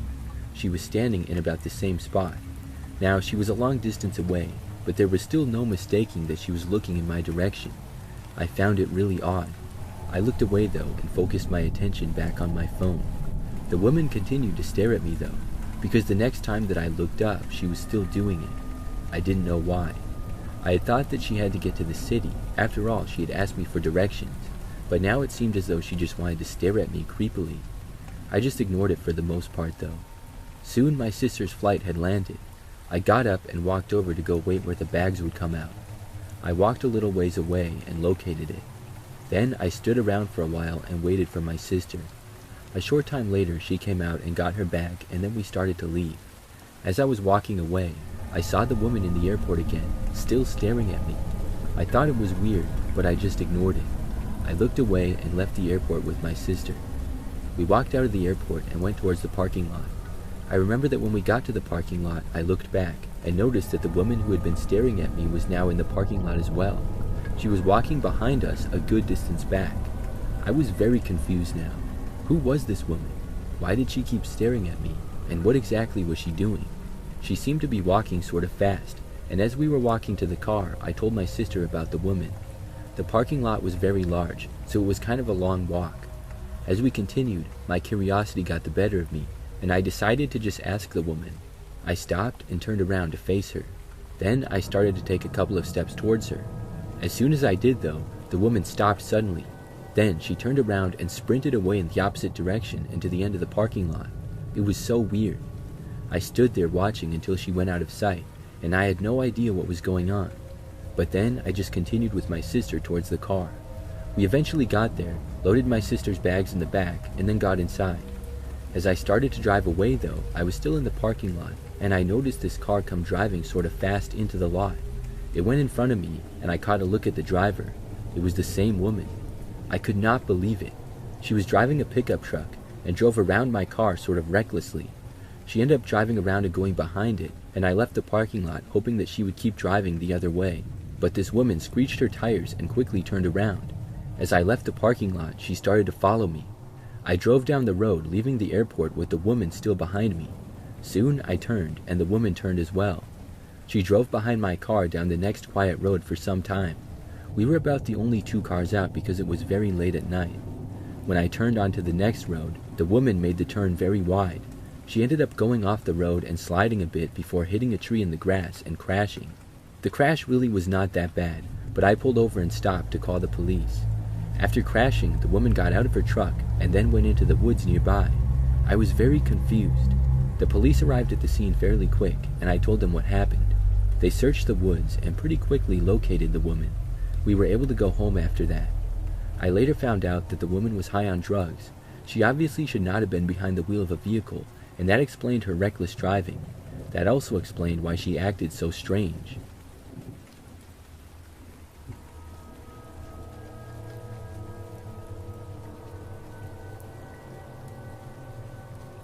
Something really weird happened to me a couple of years ago. It all started for me one day when I had a flight. I travel a lot for business, so I'm very much used to flying and being in airports. One day I had a flight from Atlanta to Baltimore. I boarded and got on the plane to my seat, which was a window seat sort of towards the front. A short time after I got to my seat, a guy came up and sat next to me. He looked pretty average for the most part, and nothing about him stood out. I gave a sort of hi when he sat down, and he did the same. Then he just sat there, and neither of us said anything to each other. The flight was really not that long. It was like an hour and a half or so. The man didn't say anything the whole time. He just sort of sat there, not that I was watching him or really paying attention. When the flight landed, we all got off and went into the airport at Baltimore. I had a ride coming to get me, but it got delayed, so I had a little bit of time at the airport. I went into a coffee shop, got inside of it, got a drink, and then sat down with my laptop. After being there for nearly 30 minutes, I looked up from my laptop randomly to see the guy who had been sitting next to me on my flight. He was sitting on the other side of the coffee shop at a table. I figured that it was a coincidence and thought nothing of it really. A while later, my ride got there and I got up and left. The next day, I was still in Baltimore, and I was at a restaurant in the morning getting breakfast with a coworker. The restaurant was in the city, and we were sitting sort of in the back. There were a decent amount of other people there, but I remembered that I randomly looked up towards the front and saw the same guy. It was the man who I had seen on my flight and in the coffee shop. Plus, this man was not at the restaurant with anyone. He seemed to be by himself, and he was facing me. It seemed pretty suspicious, but it also could have just been a coincidence, but it would have been a pretty crazy one at that. I'm not a shy person or anything, so I decided to go talk to him. I was really curious as to why I kept seeing him. I got up from the table and walked right over to him. The man looked surprised to see me at first. I told the man how he sat next to me on the flight, and he was at the coffee shop with me and now here. At first, the man actually denied it, but I knew it was him. After telling him that I knew it was him, and I wasn't even talking angry or anything, I asked him sort of jokingly why he kept following me around. I remember the man paused, and then he looked at me and said, "Because I like to stalk people." Obviously at first I thought he was joking, but the way that he said it was very serious. The man then said that he had been watching me since the flight everywhere I went. I thought that it was really weird what he was saying, and I didn't know how to respond. Finally, I said, "Okay, well, you can stop following me around now." The man did not say anything. His behavior was very strange to say the least. I just walked back over to my coworker and then told him all about what happened. None of us knew what to make of this strange man. Before leaving, we looked over, and the guy was still there. When we walked past him to leave, I stopped and said to him, "I'm leaving now, so don't follow me." I was careful to look behind me after getting onto the sidewalk outside of the restaurant. I made sure the guy wasn't following me, and he didn't seem to. Later on in the day, though, we had work stuff to do, and I was busy. I pretty much forgot about the guy who had been following me, and I also didn't see him. That night, I got back to my hotel room and went to bed at about 10 p.m. However, before I fell asleep, I heard a noise. I was just lying down in the bed, and all the lights were off. The only sound to that point was the very quiet noise of the TV, which the volume was barely above mute. I then heard a knock from my hotel door. I really didn't know why anybody would be knocking on my door so late. Then I heard a voice. I couldn't make it out at first, because whoever it was not talking very loud. I got up from my bed and walked a little closer. That's when I heard it clearly. It was a man's voice, the same man who had been following me around. He was saying my name and then telling me to open the door. The way he said it was really creepy. It was almost like he was playing a game. I wasn't sure what to do at first. I looked through the peephole, and sure enough, the same guy was there. Then I decided to call the front desk and report him. As the guy was still in the hallway outside my door, I called and let the hotel know what was going on. Then I did my best to ignore the man. I couldn't sleep, and every so often he would knock on the door again. I just sat on the bed and hoped that the guy wouldn't do anything crazy. A while later, I heard some other voices in the hallway. Soon the knocking stopped and the man was gone. After that, I was able to go to bed. The next morning, I found out that the police got involved. The man was knocking on my door, and hotel staff asked him to leave. He did leave, only to come back about an hour later. At that point, the hotel called police on him. That time, the cops got the guy to leave. I didn't see the man for the rest of my trip, and thankfully, I haven't seen him since. I don't know why that guy followed me. It seems really bizarre to do that, and maybe something was wrong with him. I just hope that I never see him again.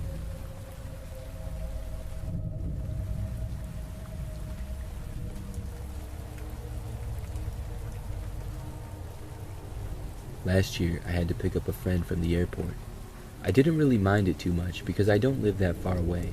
It's maybe a 15-minute drive. The most annoying part really was that the flight landed at 6 a.m., so I had to get up pretty early. When I drove to the airport, things already seemed pretty busy there. The airport usually is. I went on one of those long roads where you pick up or drop off people. Cars pull over really fast and then leave. It can be kind of hectic sometimes, and it certainly was on this day. So I found a spot by where my friend said she was coming out. There was a car a little ways in front of me, and right after I pulled over, a car came and pulled up behind me pretty close. I texted my friend that I was there, and just moments later, I saw her come out of the doors. She came up to my car and put her bags in the back. Then she got inside the passenger's door. Right as I was about to put the car into drive, this car came up really fast and then turned right in front of my car. It parked extremely crooked, halfway in front of my vehicle and halfway to the side of it. It was the most careless parking job I've ever seen. There was another car parked a little ways in front of me, so I guess they wanted to squeeze in between us. The car stopped and someone got out of the passenger's door and headed towards the airport. The driver stayed in. I was a little bit annoyed at the borderline reckless move. However, I figured it must be a quick drop-off and they would be on their way. Except, the person did not leave. Meanwhile, the car behind me wasn't leaving either. I was completely boxed in. I sat there just waiting for over a minute.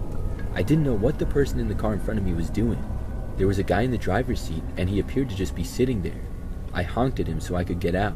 That's when I saw the man who was behind the wheel look over at me and give me the bird. This made me real angry and I honked again loudly. However, he did not leave. He just sat there. Just then though, the car behind me finally started to leave. After it did, I backed up and turned to go around the man who was parked crooked. However, just after I passed his car, I saw he suddenly backed up and then started to go forward. He was now driving behind me. This enraged me even more. It meant he literally could have left whenever, but he was carelessly blocking me in for no reason. As I drove out of the airport, the car followed.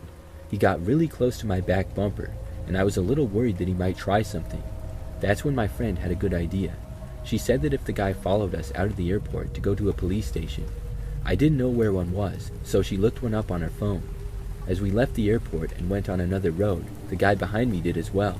He was still following very close, and I had a bad feeling about it. We got the directions to the police station and started following them. Over the next several minutes of driving, there were several times where I was sure the guy was going to bump my car with his. Thankfully, he didn't though, but he got very close. Eventually, we made it to the police station and turned into it. The man did not. However, he slowed down significantly and yelled something out of his window, but I couldn't hear it. Then he screeched away, squealing his tires in the process. We reported him to the police, but I'm not sure if anything could really be done. Then we drove back.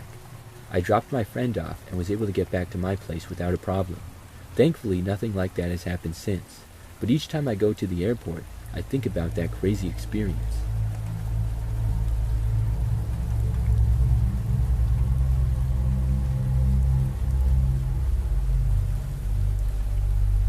This happened several years ago. For some background, I'm a female, and I was flying back home one time. I remember that I had visited a friend who lived in another state. I got to the airport and was waiting for my flight to board. When I arrived, it was about an hour before boarding time, so I had some time. I sat down in the area where my flight was waiting. After a little while of sitting down, I decided to get up and get something to drink. I found one of the airport stores and then went inside of it. When I was there, this man walked up to me. He had long dark hair, a slight beard, and was on the larger side. He came up to me and said hi. I didn't know who the guy was, but I said hi back to him. That's when he said I was good friends with his sister. I had never seen this guy before, and I asked him who his sister was. He paused for a moment and then said Molly, but I didn't know anyone named Molly, and I told him that. The guy must have me confused with somebody else. He said he was sure that he knew me. From that point on, the guy wouldn't leave me alone. He started asking me about where I was headed and when my flight was. I told him because I didn't see the harm in it, and I was polite. He asked me if I wanted to get some food at the restaurant with him before my flight, and I said no thanks. After I got the water that I wanted at the shop, I went and checked out. The guy was basically following me the whole ways. I remember I asked him where he was going, and he said his flight was for California, I think. Then I told him to have a nice flight and goodbye. I then started to walk back over to the boarding area. The guy did say bye to me, and I made it back without him following me or anything. I sat back down and continued to wait for my flight. I remember a while later, right before my flight was about to board, I saw the guy again. He came up and walked over towards me. I was confused as to why he was there. Then he told me that he was going on my flight. I really couldn't believe it. In fact, I didn't believe him. I was so confused that I didn't say anything at all. He went on to say that his flight got cancelled, and so he bought a ticket on my flight. The only thing I said was why. He said because he wanted to. I had no idea who this guy was or why he thought he could just do whatever I did. He sat down next to me, but I got up. I told him that I was sorry, but I was not interested in hanging out with him or anything. The guy didn't say anything. I went and stood closer to the counter waiting to board the plane. Eventually, we boarded. Thankfully, I did not have a seat next to the guy. I was really worried about that. He was sitting way in the back, and I was a lot closer to the front. The flight took off, and we flew back to my hometown. I had actually forgot about the guy during the flight, because I watched a movie and I also fell asleep briefly. After getting off the plane and walking through the airport again though, he caught up with me. He tapped me on the shoulder, and when I turned around and saw him, I remembered, giving me a bad feeling. The guy then asked me if he could stay at my place because he didn't have a hotel or anything yet. I told him no. As we walked through the airport, the guy followed me. I had a friend coming to pick me up, and I called to let her know that I was there. When the guy continued to follow me as I approached the doors, I told him to stop following me or I would report him. He didn't say anything. When I left the airport though, he was still there. At that point, I just took off running. I located my friend's car and sprinted to it and got inside. I told her to quickly drive away. I looked back and saw the man actually running in our direction. My friend didn't know what was going on obviously, but when she saw the guy running towards us in the mirror, she left. We were able to safely get away before he reached us, and I told my friend the whole story. Since then, I haven't seen the man. Looking back, that was just a really crazy situation. I have no idea why that guy seemed so obsessed with me. I had truly never seen him before that day. The fact that he actually bought a ticket on my flight blows my mind. I'm glad that I haven't seen him since then.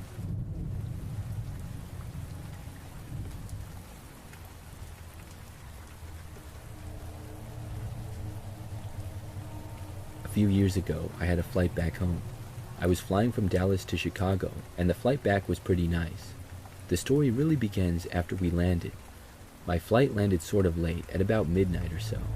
Afterwards, I walked through the airport and then waited for my ride, which didn't take too long. I got picked up at the airport by my friend, and after driving me back, she dropped me off at my apartment. It wasn't too long of a drive because I lived fairly close. After getting back, I went inside. I was tired from the long day of travel, and it was really late, so I pretty much just got ready for bed at that point. Afterwards, I looked on my phone before getting in bed, and I saw that I had a missed call. I didn't recognize the number, and was wondering why somebody would call me so late. Just as I was looking at it, they called again. I was curious, so I decided to answer it. I said hello, and on the other end at first, I just heard breathing. Then, I heard a woman speak. She said that she was on my flight from Dallas to Chicago, and now she was outside of my apartment. I didn't know if I should take this serious or not, but I was very confused to say the least. I asked her who she was, because I did not recognize the voice. The woman did not tell me. She just said that she wanted me to let her inside, or she would break in. Then she hung up. This really creeped me out. I went over to my front door and looked out of it, but didn't see anybody. I had no clue if this was some kind of a prank or what. I looked out into the hallway both directions, but still saw nothing. For a while, I thought that the woman was going to call me again. I was pretty nervous, and I wasn't tired anymore.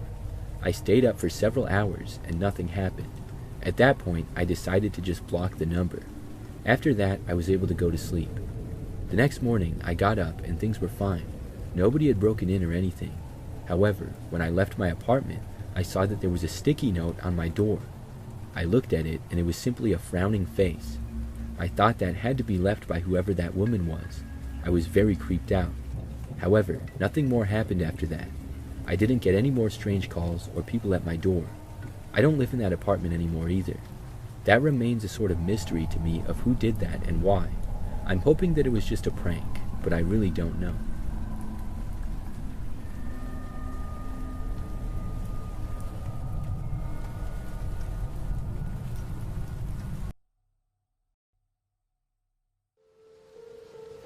I'll never forget this night.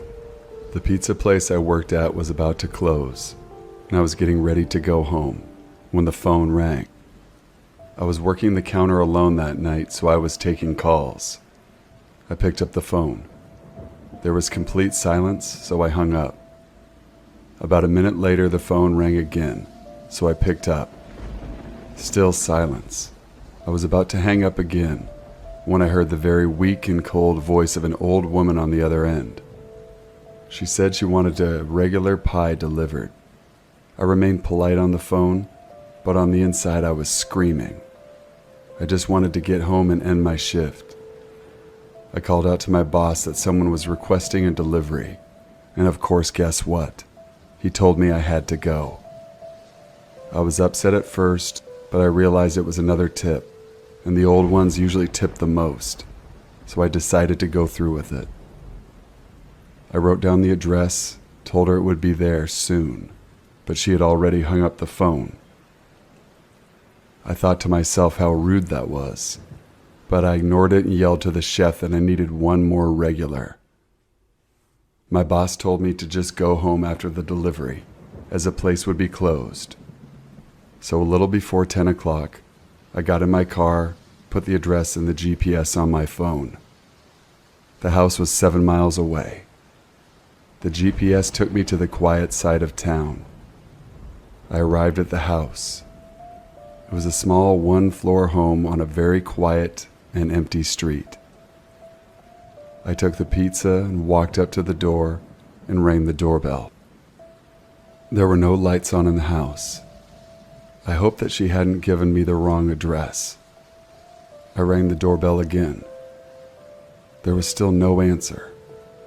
I was about to give up when I turned my head and saw someone standing at the window. I got a little freaked out and backed up at first, but I eventually got closer to the window to see a person.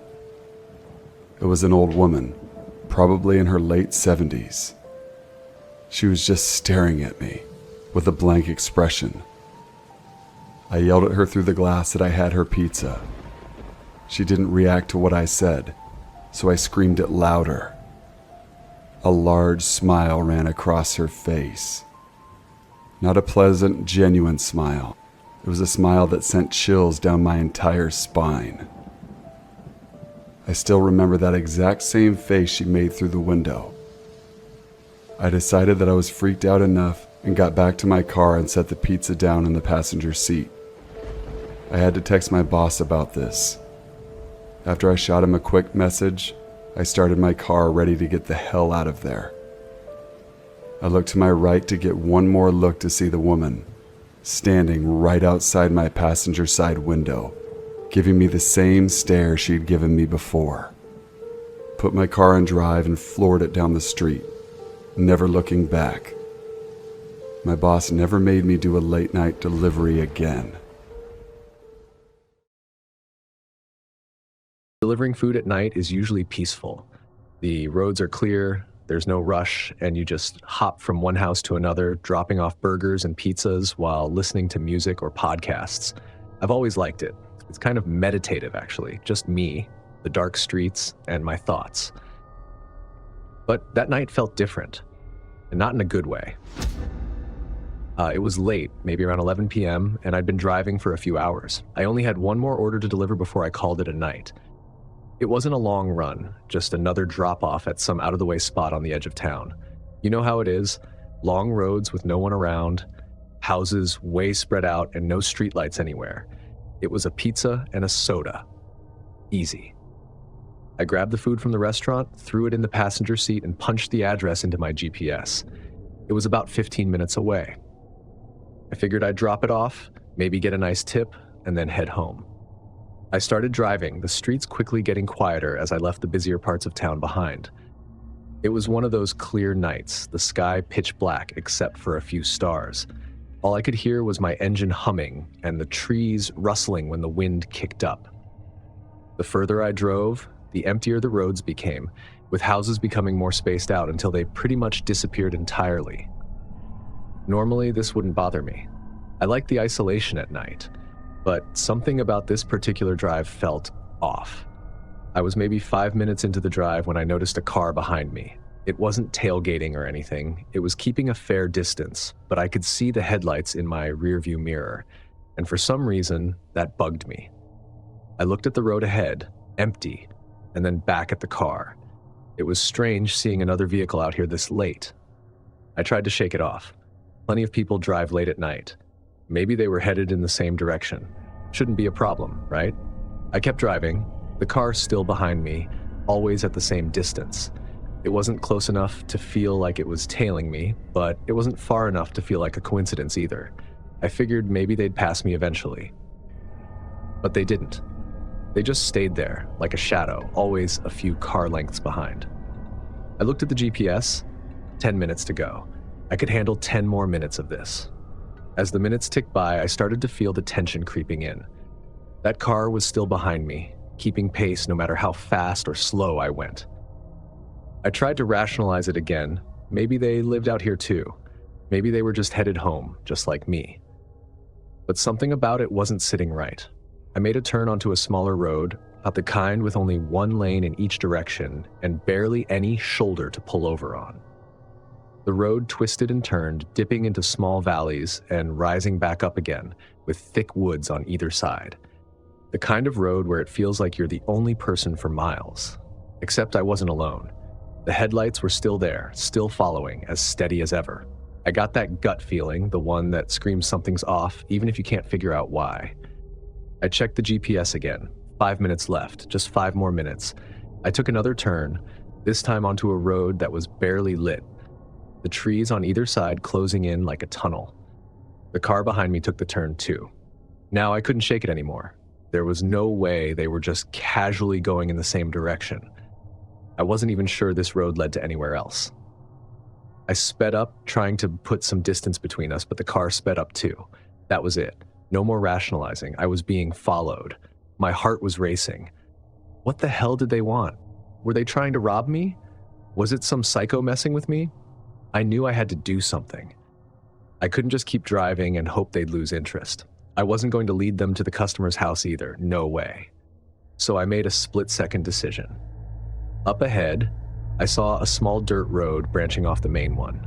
I didn't know where it led, but it didn't matter. I turned the wheel hard, veering onto the dirt road without thinking. The tires skidded on the gravel, kicking up dust as I sped down the narrow path, the headlights behind me disappearing for a second as I rounded the bend. I checked the rearview mirror. Nothing. For a brief moment, I thought I'd lost them, but then just as quickly as they'd vanished, the headlights appeared again, bouncing over the uneven terrain as the car turned onto the same dirt road. I let out a low curse. This wasn't going to be easy. The dirt road twisted and turned, narrowing even more as I drove deeper into the woods. I didn't know where I was going, but I couldn't stop. The other car was getting closer, the headlights growing brighter in the rearview mirror. They were catching up. I tried to stay calm, keep my focus on the road ahead, but the fear was clawing its way up, making it harder to think straight. I could hear the tires crunching over the gravel, the branches scraping against the side of my car as I sped past. The road ahead split into 2 paths. I had no idea where either of them went, but I didn't have time to think.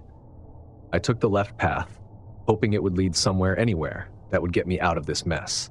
The car behind me took the right path. For a second, I didn't understand what had just happened. Why hadn't they followed me? Why had they taken the other path? But then, it hit me. They didn't need to follow me. They knew these roads better than I did.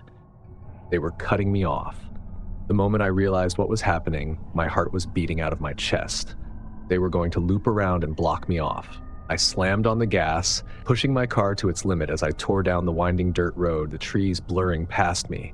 I had to get out of here. I had to find a way back to the main road before they could cut me off. But The road was getting rougher, the ruts and rocks making it harder to keep control. I could feel the car struggling, the wheels skidding on the loose dirt. Up ahead, I saw the trees thinning out, the road starting to straighten. I was almost there, almost back to safety. And then, just as I thought I was in the clear, I saw it. The car was there, parked sideways across the road, blocking my path. The headlights were off, but I could see the dark outline of the vehicle, waiting for me. They had gotten there first. I hit the brakes, the tires screeching as the car skidded to a stop just a few feet away from the other car. My hands were shaking as I gripped the steering wheel, my mind racing for a way out. There was no turning around. The road was too narrow and they'd catch up with me before I could get far. I looked at the car blocking the road, but I couldn't see who was inside. The windows were tinted and the headlights were still off.